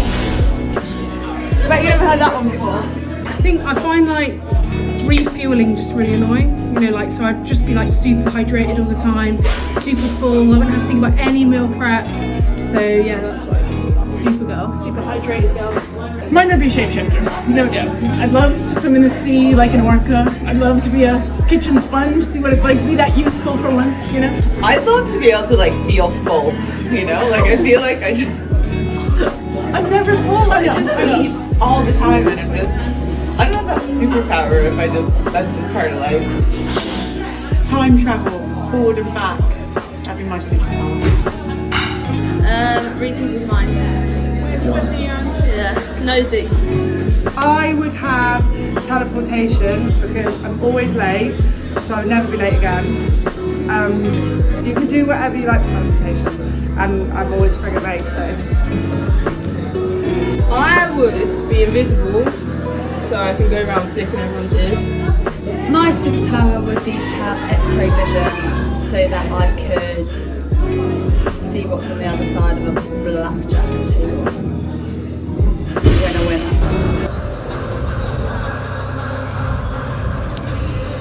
Well, a little bit of a look then about what our Saracens players would choose as their superpowers if they could.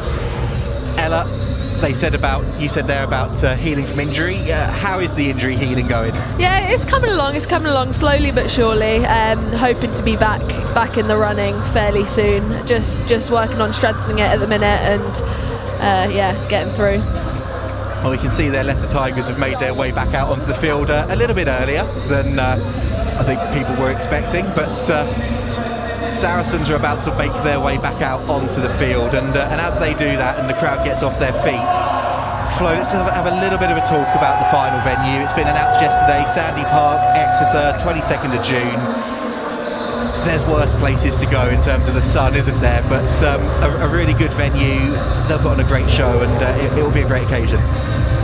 Yeah, I think Exeter and Sandy Park have a really good pedigree in putting on great events and getting people to show up. The Exeter fans always show up and they always make their voices heard. They've hosted Red Roses games in the past. They're huge supporters of women's rugby, so hopefully another great occasion and some records to be broken. I think 10,000 plus has got to be the target. 10,000 plus certainly has to be after the success of last season's final at Queensholme, as it was known for the day. 40 minutes of rugby still to go here though, and Saracens will be playing with a player down for at least 9 of those. Casolo there juggling that one, just about holding on to it, and Infante back to Harrison and boot to ball from the England rows. Tidied up there by Amanda Swartz, and she carries into contact. Bartlett to Jones.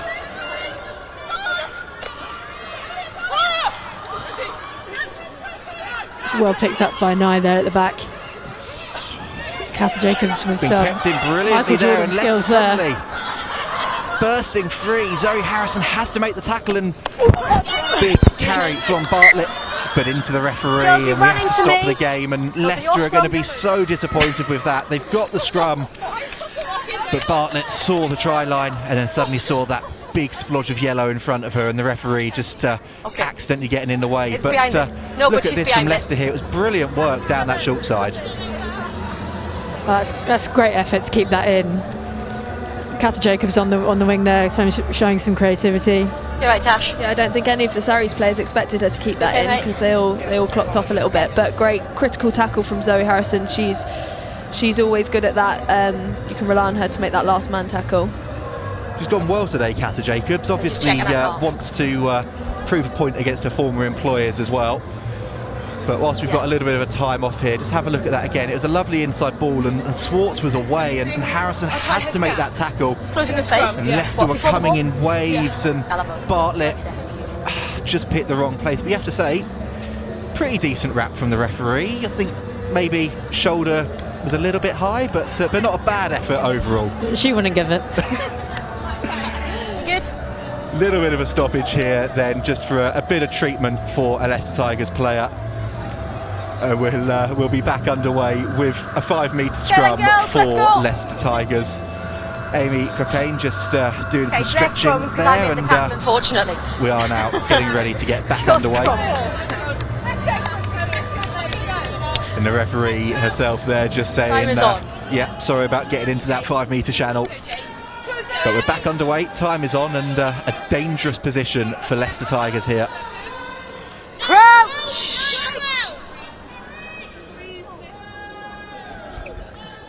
Interesting to see they've got all their inside backs in about 15-20 metres of space, and then a winger out on in the far channel here.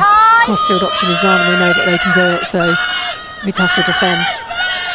Let's see, that scrum has been shored up superbly since they made those changes, and Brodie goes, and Brodie scores, and Leicester have got a kick to bring themselves level, and Talia Brodie, we've seen that power in the loose so far this afternoon, with no Poppy Cleall there to marshal that position.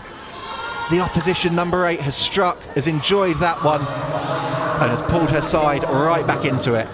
Yeah, capitalising on Poppy Cleall's absence there for sure. I think there was a big gap there between the scrum and our Surrey's first defender, so she went route one. Oh, no, I'm good, thanks.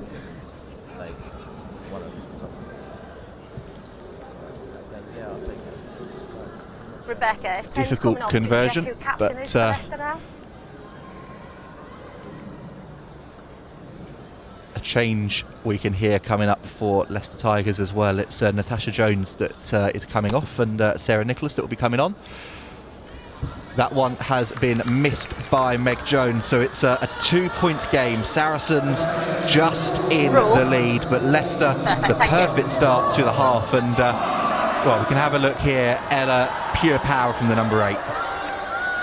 Yeah, I mean, when the space is in front of you and you got to take it, and that was exactly what she did. She saw that Poppy Cleall wasn't up, well, not on the pitch, so can't get up off the back of the scrum like she usually does, and took the space in front of her. Let's see how Sarries respond then. They've got about 6 minutes to go without Cleall. Excuse me. Leicester Tigers with a new 10 on the pitch now. Sarah Nicholas, one of those players. Oh, that's a From disappointing advantage. knock on there from the Tigers. Can Sarries capitalise? There's no advantage play. We're about to say there, Sarah Nicholas has shot the ball. I was going to say one of those players that, like so many, had to deal with the difficulty with Warriors Women at the start of the season, but found a new home at Leicester Tigers. And it's great, obviously, that so many of these players have found a home across the league. Sarries, let's go, girls. Sarries with the scrum though, and they've been rather gifted this opportunity here. Crouch! Yeah, it's not a bad position to attack from, for sure. Fine! Sarries all to the right of the scrum, and Lottie Clapp on the inside of Zoe Harrison. That scrum, a bit all over the place, mopped up, tidied up, and a penalty No, she's or a fine. knock-on. We've got a What's it going to penalty be? at A the scrum. penalty for Leicester. Is it angle or to floor? Going penalty for Sarries. in from the angle at the scrum. Tight head to floor. Sorry, loose head, And apologies. Harrison can put this one back into the corner. Jackal. Harrison then puts boot to ball. Under Fire pressure away at the to the floor. danger zone. Mark's there. Flares around the stadium. May Campbell has the ball in her hands, 10 metres out, but 19. there will be another substitution for the visitors. 19. Yeah. Stop. And it's Jade Jones Thank you. leaving the field to be replaced by 18 Lisa Cockburn. Pardon? So the sub from the first half is making her way off the field. They must be running out of subs now, Leicester. Okay, time on. Well, I wonder if Leicester on that tight head side have gone with almost like a 25 minutes each job for this game. But let's see what happens here. Sarri set the maul, but it isn't Outside straight. A let off for Leicester. Rose, scrum on Really now. frustrating again for Saracens, and a big win for the Tigers. Option roll. Scrum. Scrum And scored. they've opted for the scrum. Disappointing there, Flo. That was a clear opportunity for Sarries. Yeah, you have to be clinical when you get into those positions, and especially with a player down to sneak some points in that time is really a bonus. So to lose it at the set piece is quite frustrating. Sir. Crouch. Fine. Let's see what happens at this scrum then. Yeah, and stay back foot. Gallagher puts Hey, boot stop to because you're ball. in She's front. seen space, Thank you. and it's taken brilliantly on that far side by Tess Fury, but Corrine Grant wraps her up. And Brody to Jacobs, and Jacobs into Gondwy, and Gondwy sends her back from where she came, and that one has been juggled around. And There's panic stations now. now Leicester having to build from a lot further back into their 22 than they wanted to. And that's got the Sarries fans off their feet, trying to bring the noise, energise their side and put the pressure on. Tackle! Clapp Hands away, looking to Black! strip the ball, can't quite. Hold Tackle there. made. Donna Rose has come back with the ball for her side. Hold on. Brilliant turnover from the Welsh international, and Sarries now where they need to be, where they want to be, still with a player down. Looking for a third score. There's Rose again with hands on ball. tackled hard, and Campbell goes and is sent backwards. Gondwy this time, good carry from the prop. She's been an energetic presence today for her side, and Infante snipes. Infante goes. Infante scores for Saracens. The crash ball 9. We saw the crash ball 10, now we've seen the crash ball 9, as Ella just said. That was needed, that was crucial, and Sarries edge themselves further ahead with the conversion to come. Great awareness there from the scrum half. We've got the replay here. Flo, just talk us through this one. Well, it's not necessarily my speciality, there's a lot of pick and goes here, but I think Leanne does a great job here to spot that space and finish it. It's not an easy finish from there. She's got the ball out in front, it's pretty vulnerable, but she's got it down, and I think we've slightly redeemed ourselves from the set piece loss, but that all built from Leicester not executing an exit. They took a crossfield and they maintained possession, which was nice, but I don't actually think they got out of the 22 at all. So I think it's just a dangerous game playing inside your own 22, and it's paid off for them today, but it has also led to a couple of losses of possession. That's a great kick from Zoe Harrison there. And Harrison then adds the conversion. Could that end up being crucial? The way this game has been going, kicks seem to be really important today. Well, Poppy Cleall is down pitch side, readying herself to make her way back onto the field, and so is Marley Packer. That will be at the next stoppage, I imagine, and what a pick up that was there from May Campbell, right down on the floor. A daisy cutter there, and Casolo to Gondwy, stripped in contact and knocked on. Disappointment from Saracens, but Cleall makes her way back onto the field, and here is the first Saracens sub as well. Marley Packer making her way on, and Sharifa Casolo making her way off. Casolo's gone well today, Flo. Yeah, I think defensively Sharifa is as strong as they get, and it's great to see her getting a good 50 minutes under her belt and making those tackles and really putting her name about for Sarries. I think for Leicester now, who have fought pretty hard, should feel slightly hard done by being 21-12 down. To see Marley Packer and Poppy Cleall come on at 50 minutes, it's never a nice sight. So I think there's an opportunity for Sarries to pull away here. Set!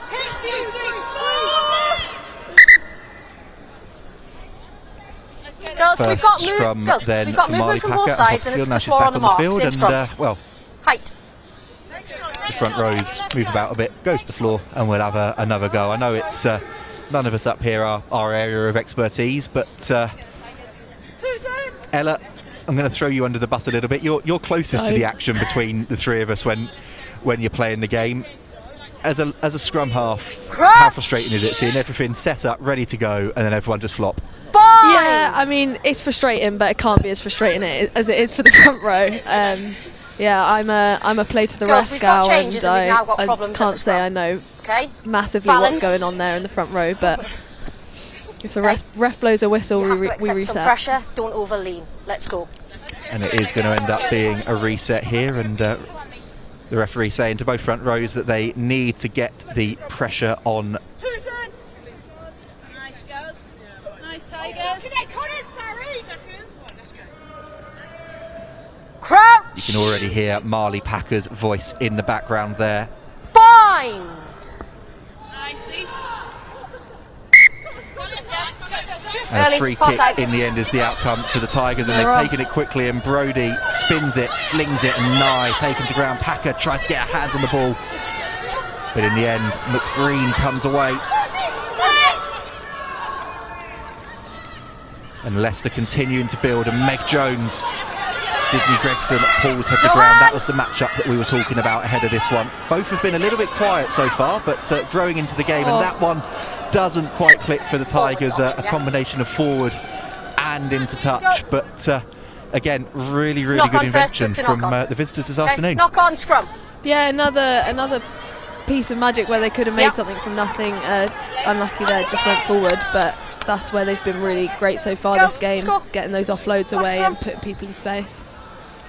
Let's go, girls, we're all over it. Still hear Marley Packer talking to her side in the background there, saying let's get this scrum going, let's get this scrum working. It's It's not been fluid from Saracens. It's not been Let's go, fluid girls. from either side for long periods, but it's been a really entertaining game, and talking about wanting competitive matches from top to bottom in the league, we're certainly getting that this afternoon.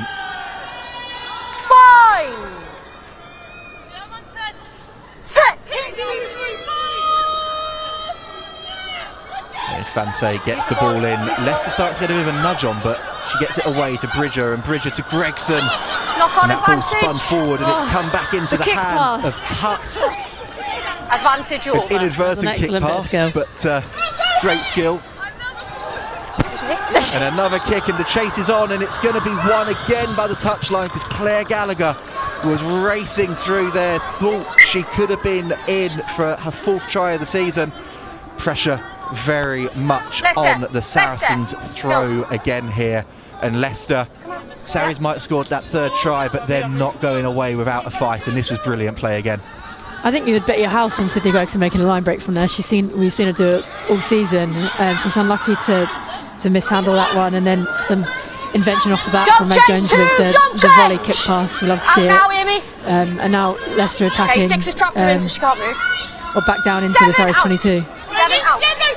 Crucial maul, and Marley Packer sets off, just about manages to hold on to it. A little bit of a potential knock on there on the floor, but nothing to it, and we play on. Gondwy to Cleall. Cleall's just content to take contact there and sets up the position for her side. Use.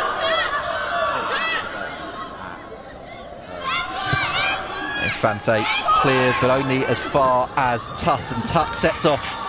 May Campbell with the tackle on her, and Nye back in position. Sarah Nicholas. Good clear out, and Nye again, pressure building, pressure on, and Swartz. That was forward, was it not? Forward into touch again. Leicester creating so many lovely shapes and so many lovely structures out there on the field, but forward passes Edge of the mark. just slightly letting them down there. I think they're unlucky there, because if they had reloaded quicker and had a bit of depth, they could have probably attacked that space there, but I think they were just a little bit slow to reload, and meaning they were caught in front of the ball and forced that forward pass at the end. Hopefully we can see a bit of a platform for us here to attack and gain some more territory. So Packer quickly to Gregson, and Gregson carries hard into contact. Infante there again. Cleall into Brodie. The 2 number 8s have had a great battle so far this afternoon. Penalty advantage, Leanne. Infante there, and a penalty advantage. Brodie not rolling away. Back to you. You can hear the referee there confirming that, and Harrison content to pump this one back into the Tigers' half. And another sub coming up for Saracens here. Jess Breach readying herself down below us. There's a new player on the scene, Jess Breach. We've not heard much of her actually. Ella, can you shed any light? No, she's pretty niche, not seen much from her yet, but excited to see what she can do. Sarries then off the top. The music still goes around the stadium, but Sarries burst through with Gregson. Infante, quick ball, Harrison, Bridger. Out the back to Corinne Grant, and Corinne Grant, there's an opportunity here for the Scotland international, pulled down. No, you've set back. Infante back in position to Campbell again. Sarries hunting that bonus point try. But Leicester all over it. Turnover is good, says the referee. Packer, play on, says the referee. They won it back. You're offside. But no, she was offside. All a little bit chaotic there. That was a shambles. Not sure what just happened there. Let's All a that. little bit chaotic there from both sides, but a bit more fluidity to that Sarries attacking game, and that's something we've not seen too much of this afternoon. Yeah, good to see Corinne Grant get on ball. She hasn't had much time yet, but the meters she makes every time she gets on ball is incredible. She's got mad leg drive. Okay, so she's entitled to pick the ball up. And Jess Breach is then making her way onto the field, number 23. And it is Corinne Grant making her way off the field. Hang on. Girls, just subs. So that was Corinne Grant's last action of the match, but a good positive Let's go then, girls. display again from the Scotland winger. Yeah, great good. nudge from Tigers though, and they've got a line out Time's on on. halfway. Oh, May Campbell on the back of the line out again. And it's off the foot and play on, and it's a bit messy, to put it mildly, out there, but it's tidied up in the end by Bridger. She's then penalised for holding on, and Poppy Cleall stays down again in a bit of discomfort. And Leicester have seen space. Meg Jones goes quickly. It's a loose touch from Marley on that break. Lottie Clapp, relevant hit. But the ball is away to Cockayne, and Cockayne gets the ball away to Bartlett. Hold there.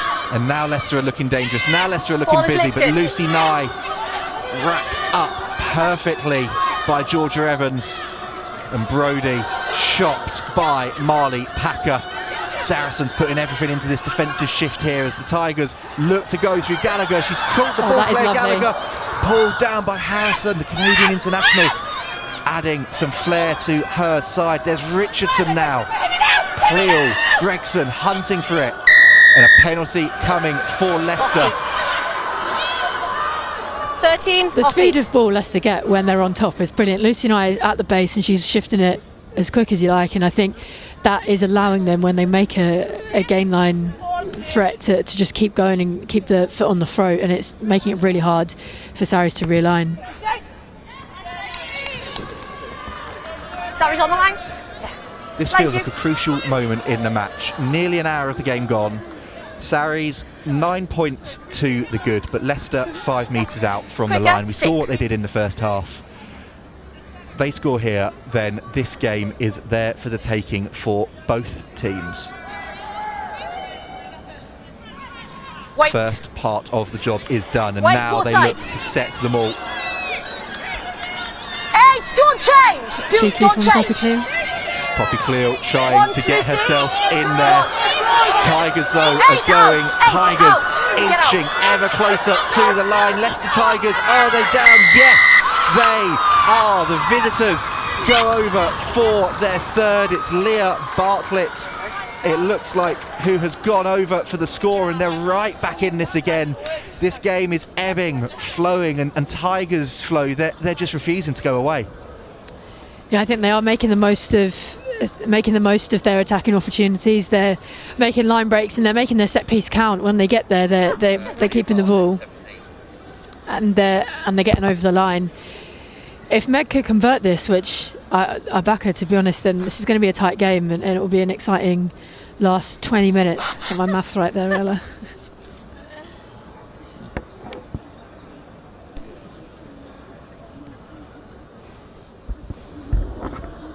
Touchline conversion from Meg Jones. Really tough conversion here for Meg Jones, an incredible kicker. That's not a bad effort. And she's got it over. That is incredible. And it's a 2-score game, a conversion from the touchline. And with 20 minutes to go, this match is there for both sides. Leicester, well, they will feel that they could be on course here for a huge upset. 20 minutes still to go, plenty of rugby still to play, and a change for Saracens as well, with Donna Rose making her way off the field and Kelsey Clifford making her way on. It's a great chase from Sydney Gregson off that kickoff.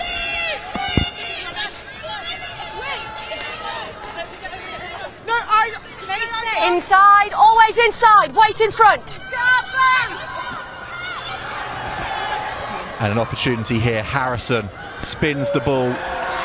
Lottie Clapp spins out of that tackle. She had to do that. Jones was all over her and she wrestles her to the ground. Leicester energised, hunting. They can feel that they have an opportunity here, and it's just not quite clicking for Saracens, not quite functioning. Advantage. Hold there. Yeah? Okay. But you can't play quickly. Penalty advantage coming for Sarries though, not rolling away. And that was needed for the hosts. Harrison can put this one back down towards the 22. And another change being lined up down below us by the visitors. Alana Bainbridge readying herself to come onto the field. Yeah. Number 2. Sub. Okay, Sarries she's edge then that mark. We'll wait for this change to be made first. Amy Cockaine's day is done, and what a day it has been. If that first 60 minutes is anything to go by, she's going to be incredible the rest of this season. Yeah, I think we're glad to be seeing the back of her, to be honest, coming off the field now. She's been outstanding today at set piece and around the park, and I think she's driven standards throughout the squad at Leicester today and inspired their performance. It's been a brilliant performance from the Tigers so far this afternoon. That line out worked well, but the passing routine didn't quite click. But play on, and Harrison to Campbell. She rides that first tackle from Jacobs because that had some menace in it. Gregson, 2 points in it. Saracens ahead, but just. Kelsey Clifford, new arrival onto the field. That's sort of splodged out of the back, and Harrison again has to do the tidying up and gets the ball away to Cleall and Packer, and it feels a bit like a sevens match out there at the moment, but with the forwards linking in together, and you feel that the more this sticks like this, Leicester will fancy their chances as the game becomes more and more open. The Sarries attackers are really disjointed at the moment. It's tough to see how we're putting stuff together. Let's see what happens here though. That kick doesn't quite click. Bridger couldn't quite connect to it, and Meg Jones, that tap tackle had to be made while she was away. Thank you. Packer putting herself about, and McIntosh getting in there now. Sarries defence all over the place at the minute, a bit, rejoining now. But if Leicester can just get this ball in hand and get it out to their outside backs, I think they've got good chances. Wait in front, wait! 16, wait! Good now. It's a really long kick.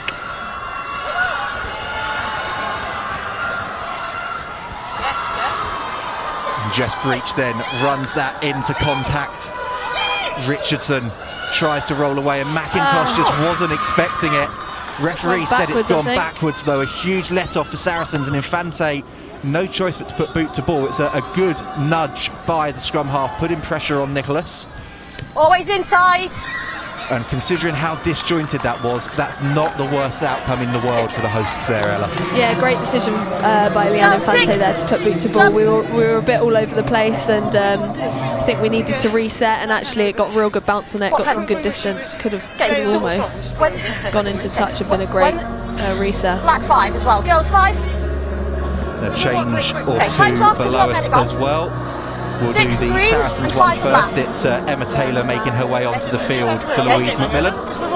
And there's Becky Noon making her way onto the field as well for Leicester Tigers. I didn't feel it impacted it on that occasion. Okay. And Lucy Nye coming off. She's been outstanding today, the scrum half, giving her side a huge clap, trying to roar them over the line here. Yeah, that speed of ball that Lucy... This would be a huge upset if the Tigers were able to do it. But Ella, you were saying there that speed of ball from Lucy Nye is... Yeah, it's been pivotal to Leicester's attack, really. I think that's all their tries have come from, just staying on top, really quick ball. And Sarries couldn't quite defend it, couldn't quite keep up. Happy? We've got a bit of a stoppage here with some treatment for a Tigers player. Exactly, yeah.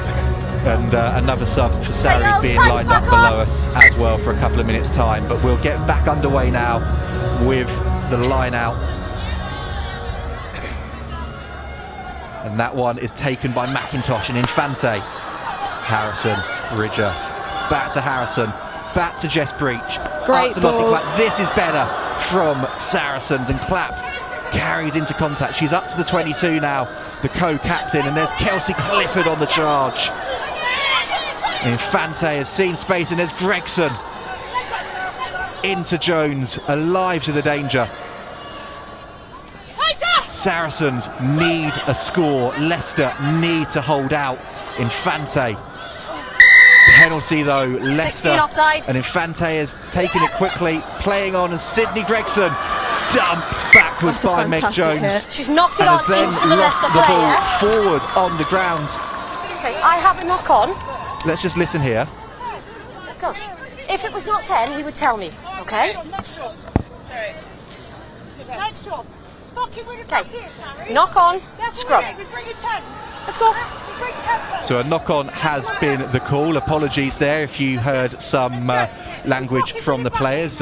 Heat of the moment, 15 minutes to go. A lot riding on this. I have to say I don't see where that was knocked on.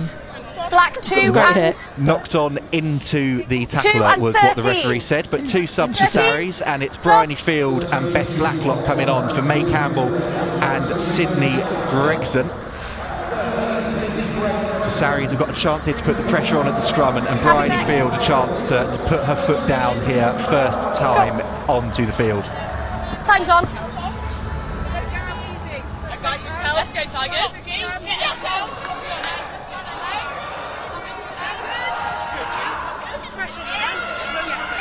Crouch. Bind. Set. Big Stay scrum high. for both teams here.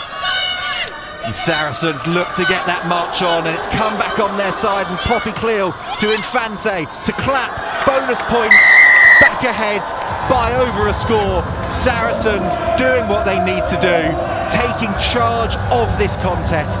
Could that be the game? It's been nip and tuck, but it's back out to a 7-point gap with the conversion to come. And we saw the power of that scrum there when Saracens needed it the most, Flo.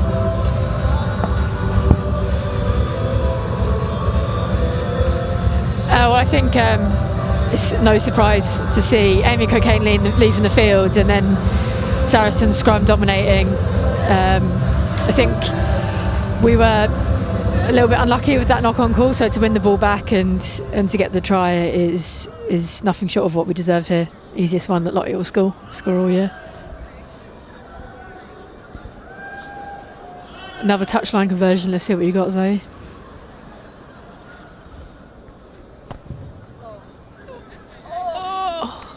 Very close. Not quite from Zoe Harrison, and Leicester Tigers will still feel that they have an opportunity here. It's only 7 points. It's one score, 12 and a half minutes to go in what has been a ferocious match here at StoneX Stadium, and Leicester wasting no time getting us back underway. Always inside. And that one goes straight to touch, not the biggest amount of distance on it, but just get it off the field at this point for Sarries. Okay, good where you are, thank you. Landers, please. Landers, please. Numbers Tigers, let's being go. called for and asked, and it will be a Leicester line out. Alana Bainbridge now with those duties. Amy Cocaine left us about 5 or so minutes ago. Out. Leicester were pretty keen to take that kick-off quickly, but they're taking their time at this line-out. Leicester have overthrown it, and it's come back to Bryony Field, and she releases Paige Farries. Infante to Cleall to Packer, and Packer head down into contact goes, and Cleall again to Infante, and Harrison breach. Fighting to get the ball back there, and Infante gets it away to Cleall again. There's got to be a knock-on in contact there from Talia Brodie. Just a knock-on, says the referee, and it will be a scrum, but that was much more cohesive. Black 9 sub. Leanne sub. Not sure how that's not a penalty, but we'll take the scrum. So hands up and looking for the intercept was the word from the referee, but Leanne Infante, her day is done. We're all looking for the intercept, aren't we? I think everyone looks Whether for you get it or not. So a change then for Saracens at scrum half. Leanne Infante, impressive again today for her side. She has come off. Tori Sellers is on, and she'll know a couple of the players she's going up against today from her time at Six Ways. Tori Sellers, an England under-20s international, and a player with so much potential.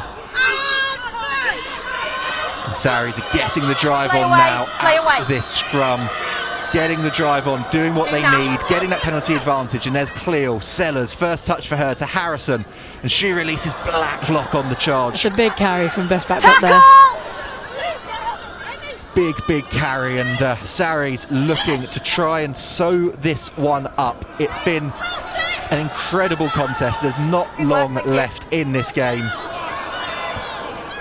And Sarries fighting with everything they've got. Farry's now on the ball. Harrison to Evans.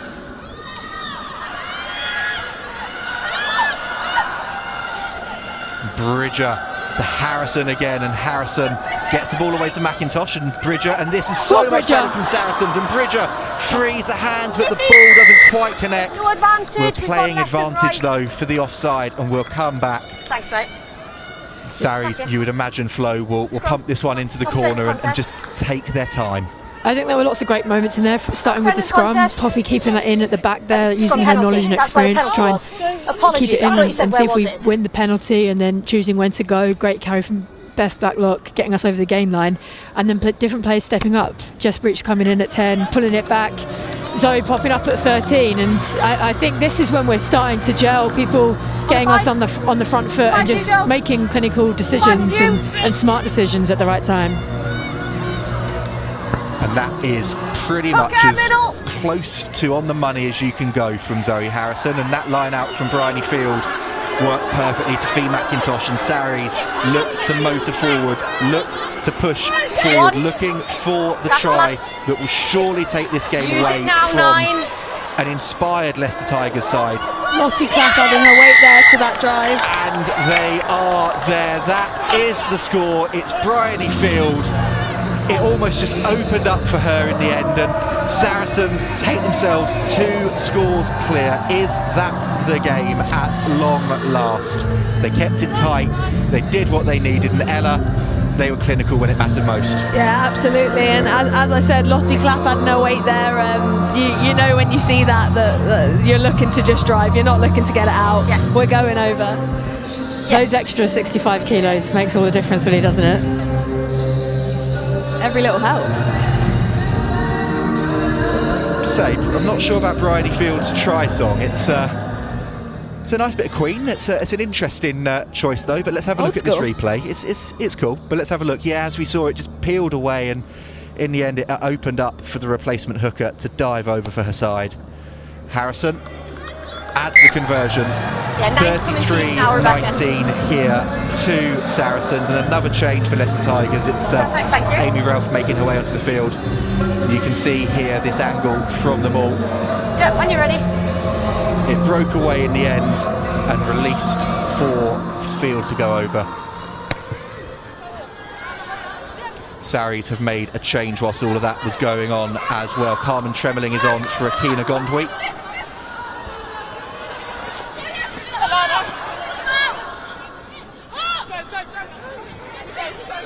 Sarries looking to build, looking to see this one out now. Hold that.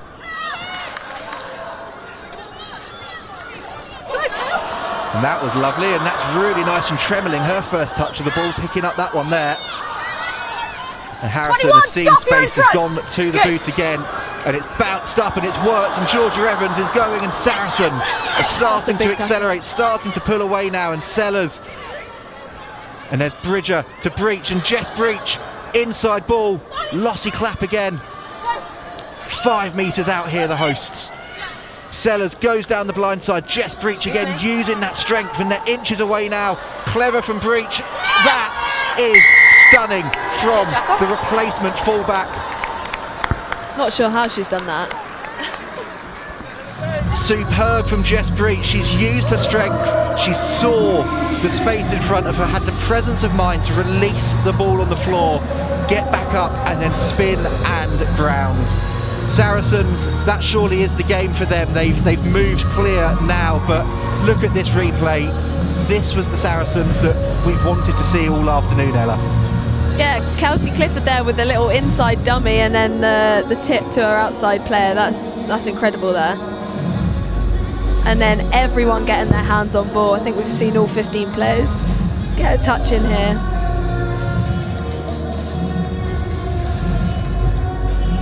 And Jess Breach here did so well to stay in play the first time, and then the strength from Clapp. And then the awareness from Sellers to release Breach, and then look at this here, pull to ground, releases the ball, not tackled, and gets it down. Harrison, meanwhile, lines that kick up and has absolutely slotted that one. But we will have a bit of time off the Saracens player down in some discomfort. It looks like Georgia Evans. Flo, in case it goes that way and comes back. we know how important kicks are in this game. That from Zoe has been brilliant, but Zoe and Meg have been so good off the tee this afternoon. Yeah, I think you underestimate the importance of getting those conversions and just keeping that gap between the teams as far as you can. And I think that is as touchline conversions get. That was absolute pinpoint from Zoe there. And I think as we get to the business end of the season, those points are going to count even more. And we haven't seen it too much this year, but also taking penalties when games are tight and looking to posts, I think is something that we definitely need to build on and know that we can use in really tight games and knockout rugby. There is some concern here for Georgia Evans with 5 minutes or so on the clock.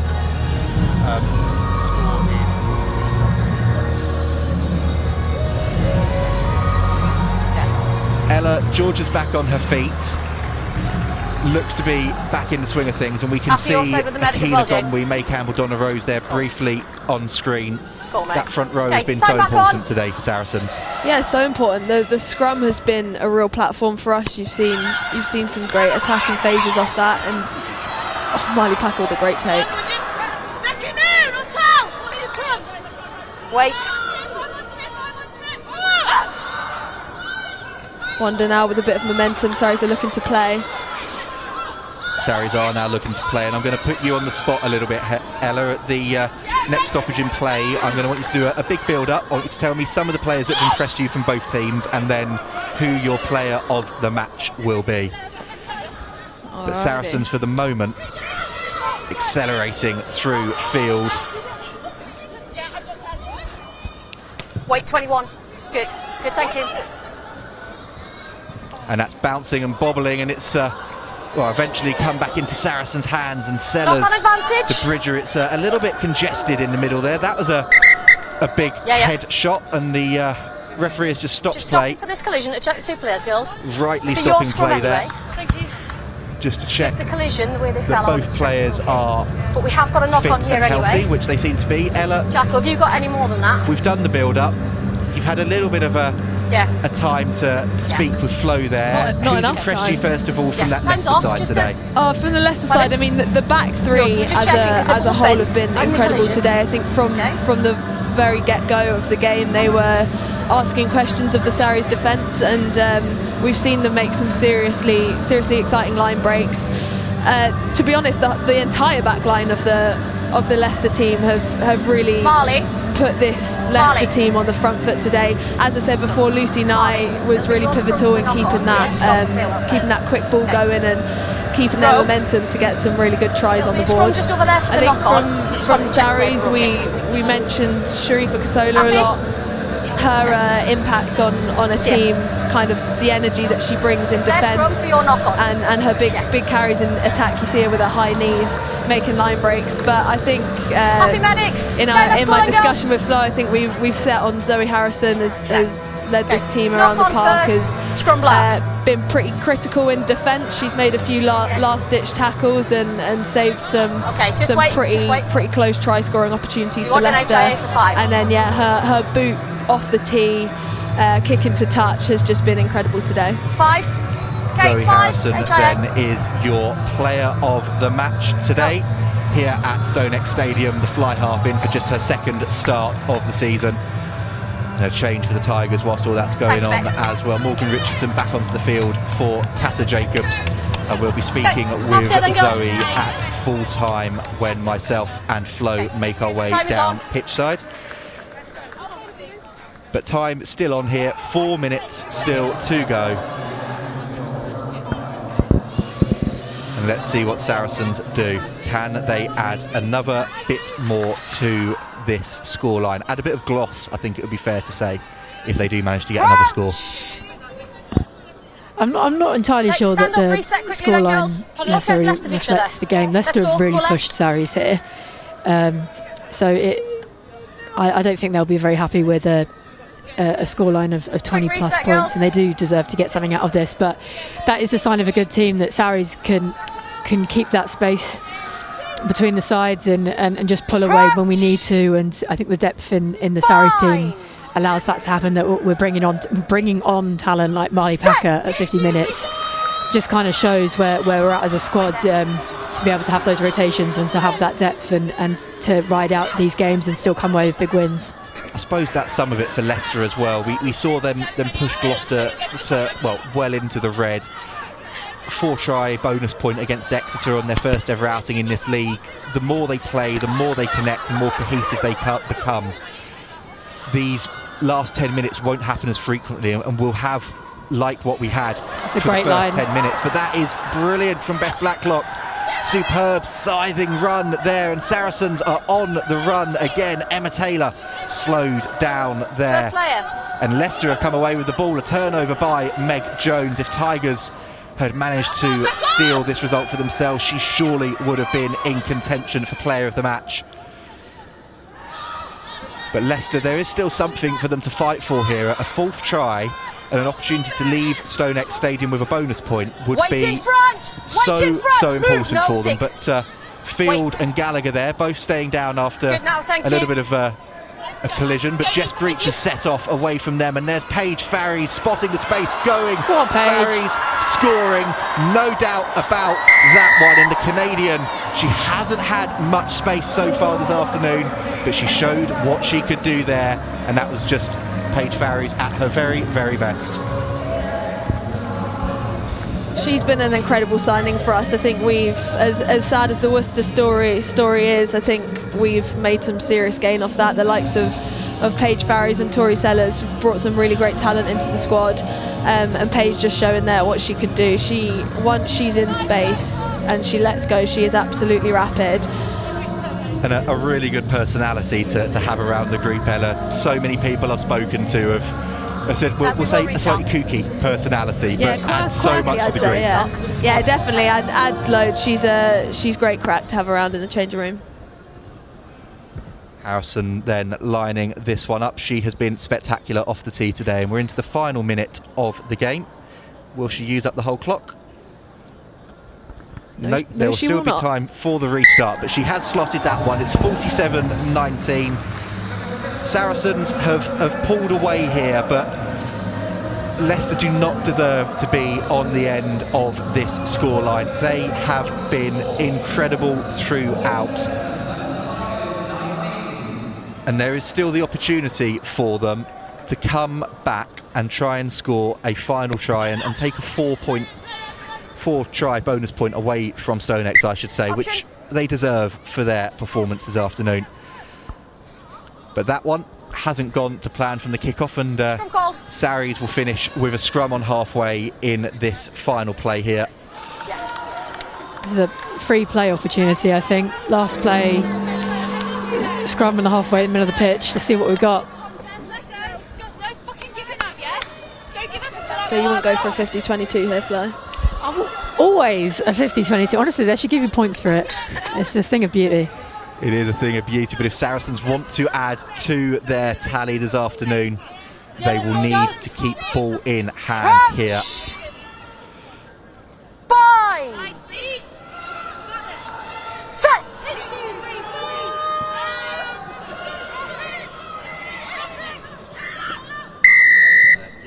Yeah, just take your time. It's a penalty for collapsing. Yeah. Penalty there for Saracens at the scrum, and Harrison, they still want more. They're going to go for touch and try and play off of this line out here. And you never know, with the way that the league is shaping up, points difference could end up being crucial come the end of the season. Just there for me.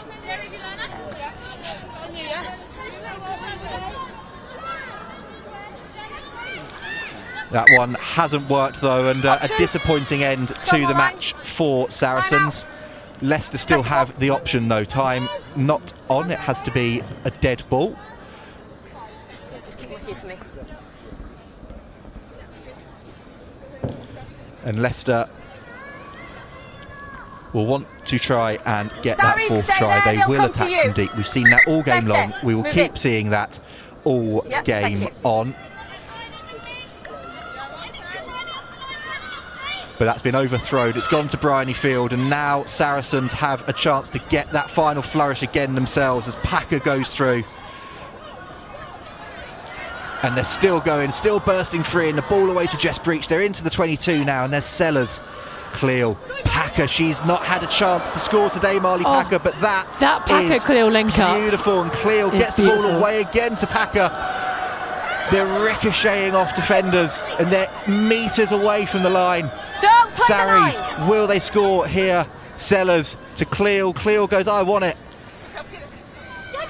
Don't play the 9, the referee says, and Sellers wants Packer to have a look. Jess Breach adding, well, what weight she can add to that drive, and Sarries closing in now, looking to go past the 50-point mark, metres away. Kelsey Clifford the next to get her mitts on it, and Clifford goes metres, inches, centimetres now, and there's Cleall, goes into the post and down. Poppy Cleall takes her side past 50, and that was just abrasive, superb play from Saracens to close this out. I think it was only right that Cleall got that one down. I think she had her hands on ball about 10 times in that last minute of play. I think Packer and Cleall there with the interchange, each of them touching the ball 6-7 times, making big gains every time they do touch the ball. It's rightly so that Poppy gets the points to her name for that one. It's been an impressive showing from Poppy again this afternoon, Flo, despite that yellow card.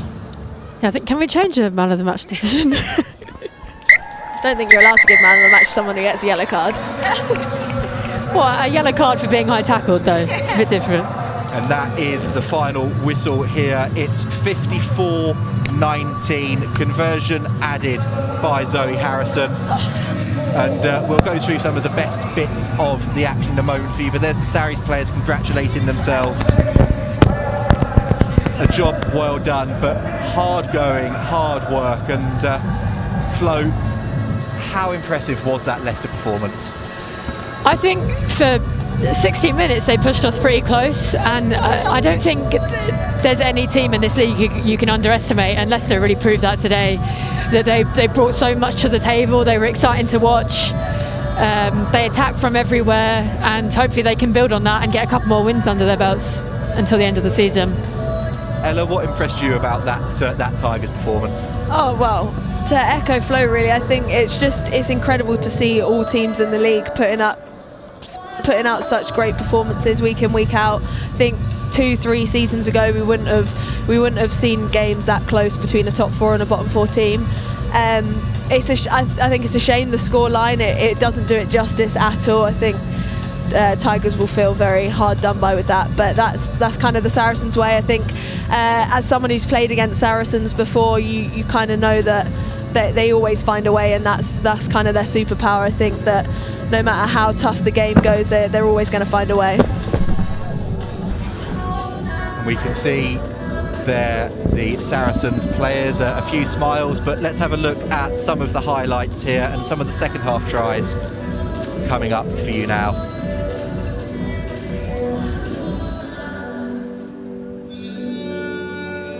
So if the first half was a little bit of a slow burn, the second half burst into life, and Flo, Talia Brodie was immense all day for her side, pulled them right back into it there. Yeah, I think they needed that straight after half-time to get over the line, gave them a little bit of energy going forward, and they continued that momentum. It's a great finish that.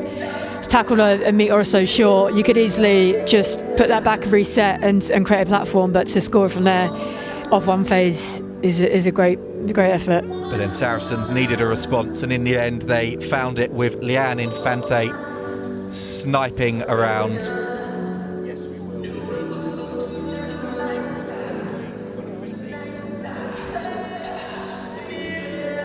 And this was really important for Saracens at this point. And Infante there just about got that down under pressure, but much needed for Saracens, because as we saw here, Leicester came right back into it again with another score.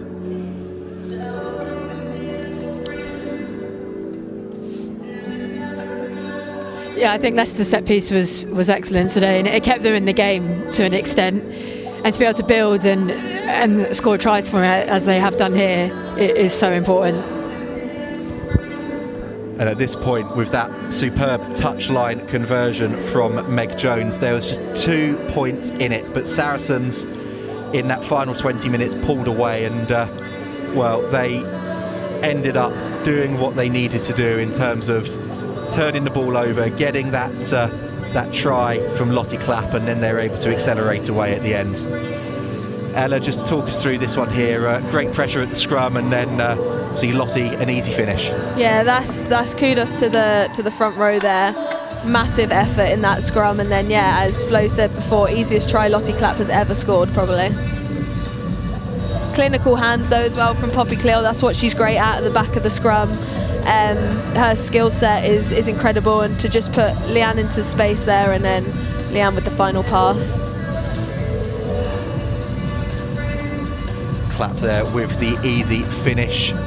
And then this one from Saracens. Bryony Field was on the pitch at this point, and this was where the game really went away from the Tigers, with Cleall doing what she does best at the back, and then Field able to just work her way over in the end with, I don't think she'll mind saying, a small helping hand from Lottie Clapp, but yeah, but she's been practicing that. She's been practicing that. But Saracens did what they needed to do, got themselves over the line, which was crucial, and after that, Leicester didn't really have a response as hard as they fought.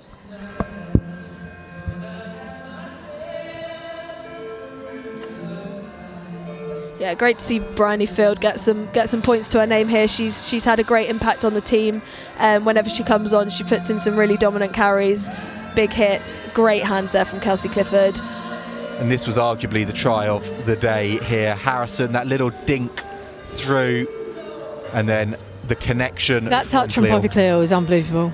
It is. You see so often the deft hands from Poppy Cleall, which is quite incredible. And Bridger, the Jess Breach, kept the ball alive. Clapp then with the power.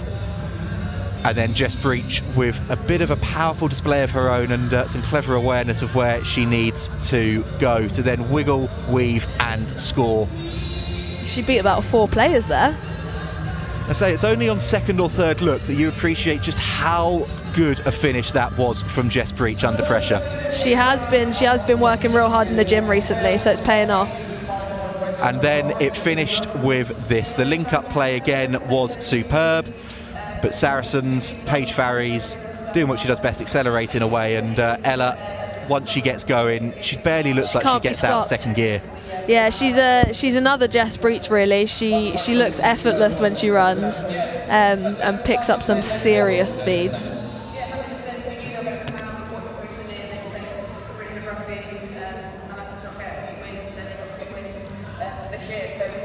Just a final angle of this here. Ball in one hand, then switches it to the other try. Textbook from Paige Farries there to seal the result. And then Sarries weren't quite done yet. They fancied going past 50 points. And in the end, it was Poppy Cleall who did what she does best and powered over for the score. Not even the post can stop her. Very, very difficult to stop her. Had to add some meters to her carry. She got an extra 2 meters post try line. She really did. So here are all of the results, with Loughborough Lightning kicking off now pretty much over on TNT Sports against Sale Sharks Women. Saracens with that bonus point win here at StoneX Stadium, and that puts them 8 points clear of Exeter in third with a game in hand, 9 points behind leaders Gloucester Hartbury with a game in hand. But it's hotting up for that third and fourth spot. We'll be down pitch side with the player of the match reaction from Leicester Tigers Women senior coach Tom Hudson and Sarries director of rugby Alex Alsbury shortly. But for the moment, here's a little bit of what's coming up here at Saracens.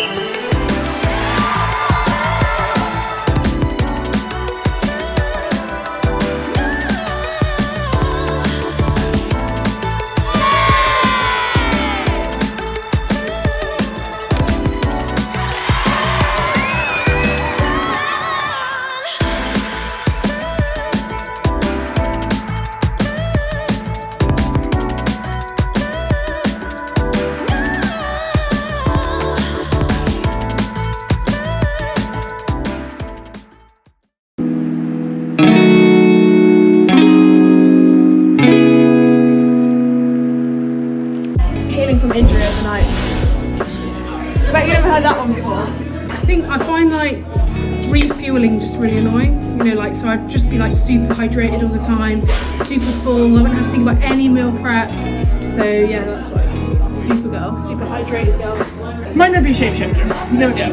I'd love to swim in the sea like an orca. I'd love to be a kitchen sponge, see what it's like to be that useful for once, you know? I'd love to be able to like feel full, you know? Like I feel like I just I'm never full. I just eat all the time and I'm just I don't know if that's a superpower, if that's just part of life. Time travel, forward and back, that'd be my superpower. Read people's minds. Yeah, nosy. I would have teleportation because I'm always late, so I'll never be late again. You can do whatever you like with teleportation, and I'm always friggin' late, so. I would be invisible, so I can go around flicking everyone's ears. My superpower would be to have X-ray vision, so that I could see what's on the other side of a blackjack table. Winner, winner. Sarries is like home. Couldn't wait to get back out in black and red. Sarries are always that dominant physical team that you want to beat. It's never an easy game. You never know which way the score's going to go.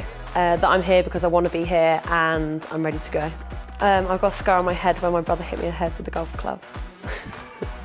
Because it's going to be great rugby and women's sport is on the rise. He's like Marmite, you either love him or you hate him.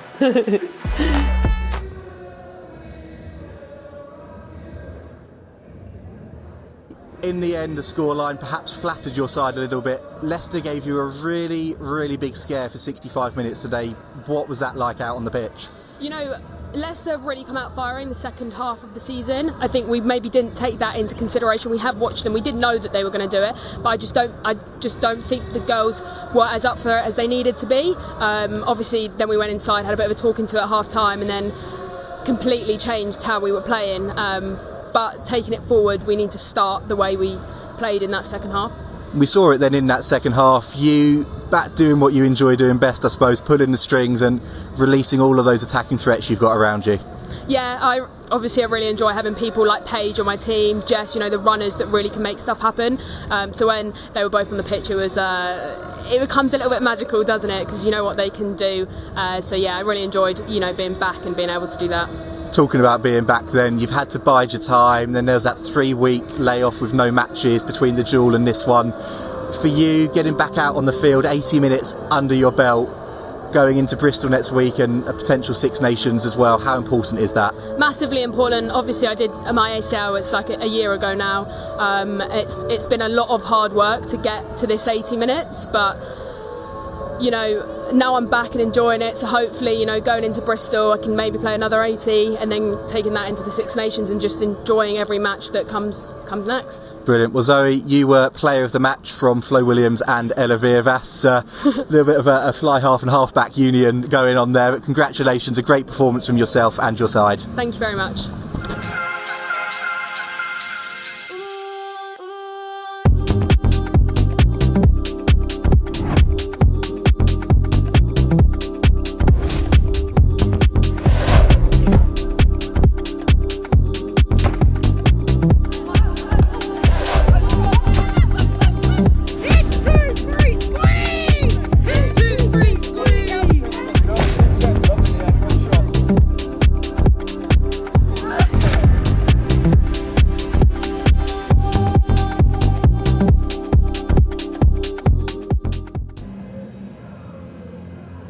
65 minutes on the clock, 2 points in it.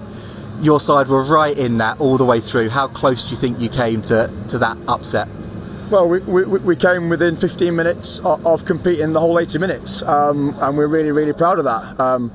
We knew they had a loaded bench.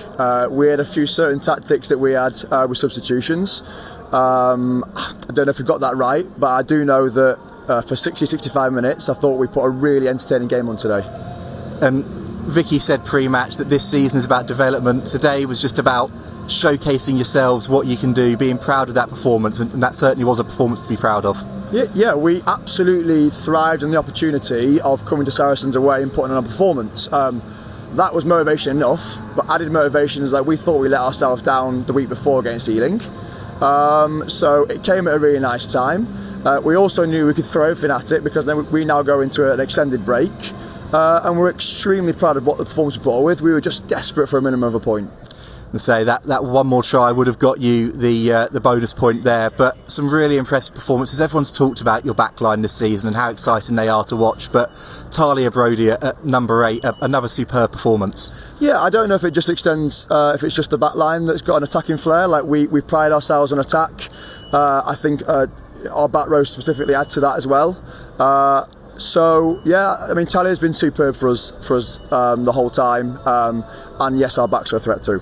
Brilliant. Well, Tom, commiserations today, but as you and Vicky have both said, keep going like this, and rest of this season, next season, all to play for. Cheers, guys. Thank you. Brilliant. Thank you very much.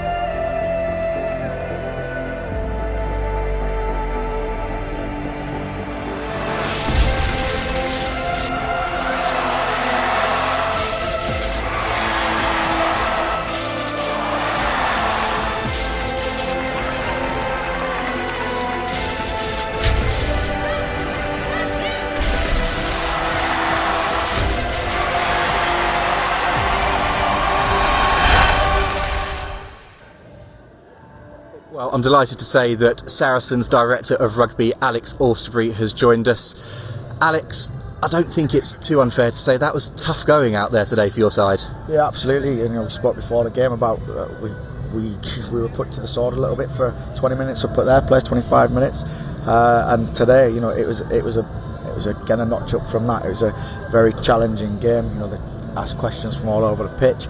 First half in particular, we struggled again getting into the right areas or relieving pressure, and then it continued in the second half, and what was about 22, 23 minutes to go. It was a 2-point game, and then we started playing with the real intent that we were after. We seemed to get the boost of confidence to go express ourselves in attack, and then that reaped its rewards in the last kind of 20 minutes. And so you got there in the end. Flo, I know it's something you were talking about with me in commentary. Zoe Harrison's kicking ability today, it's her second start of the season, but from your side you've got one very talented fly half stood here on screen, but Zoe, Amelia, Beth, blessed with options there this season.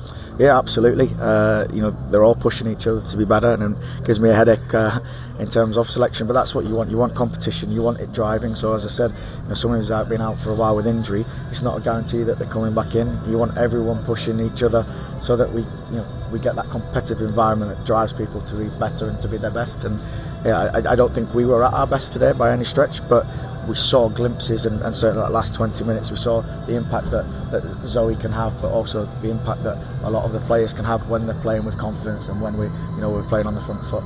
But Flo, I know you were talking with me in commentary about that final 15 minutes, how much more free-flowing it became. What impressed you about that link-up play from that Sarries team?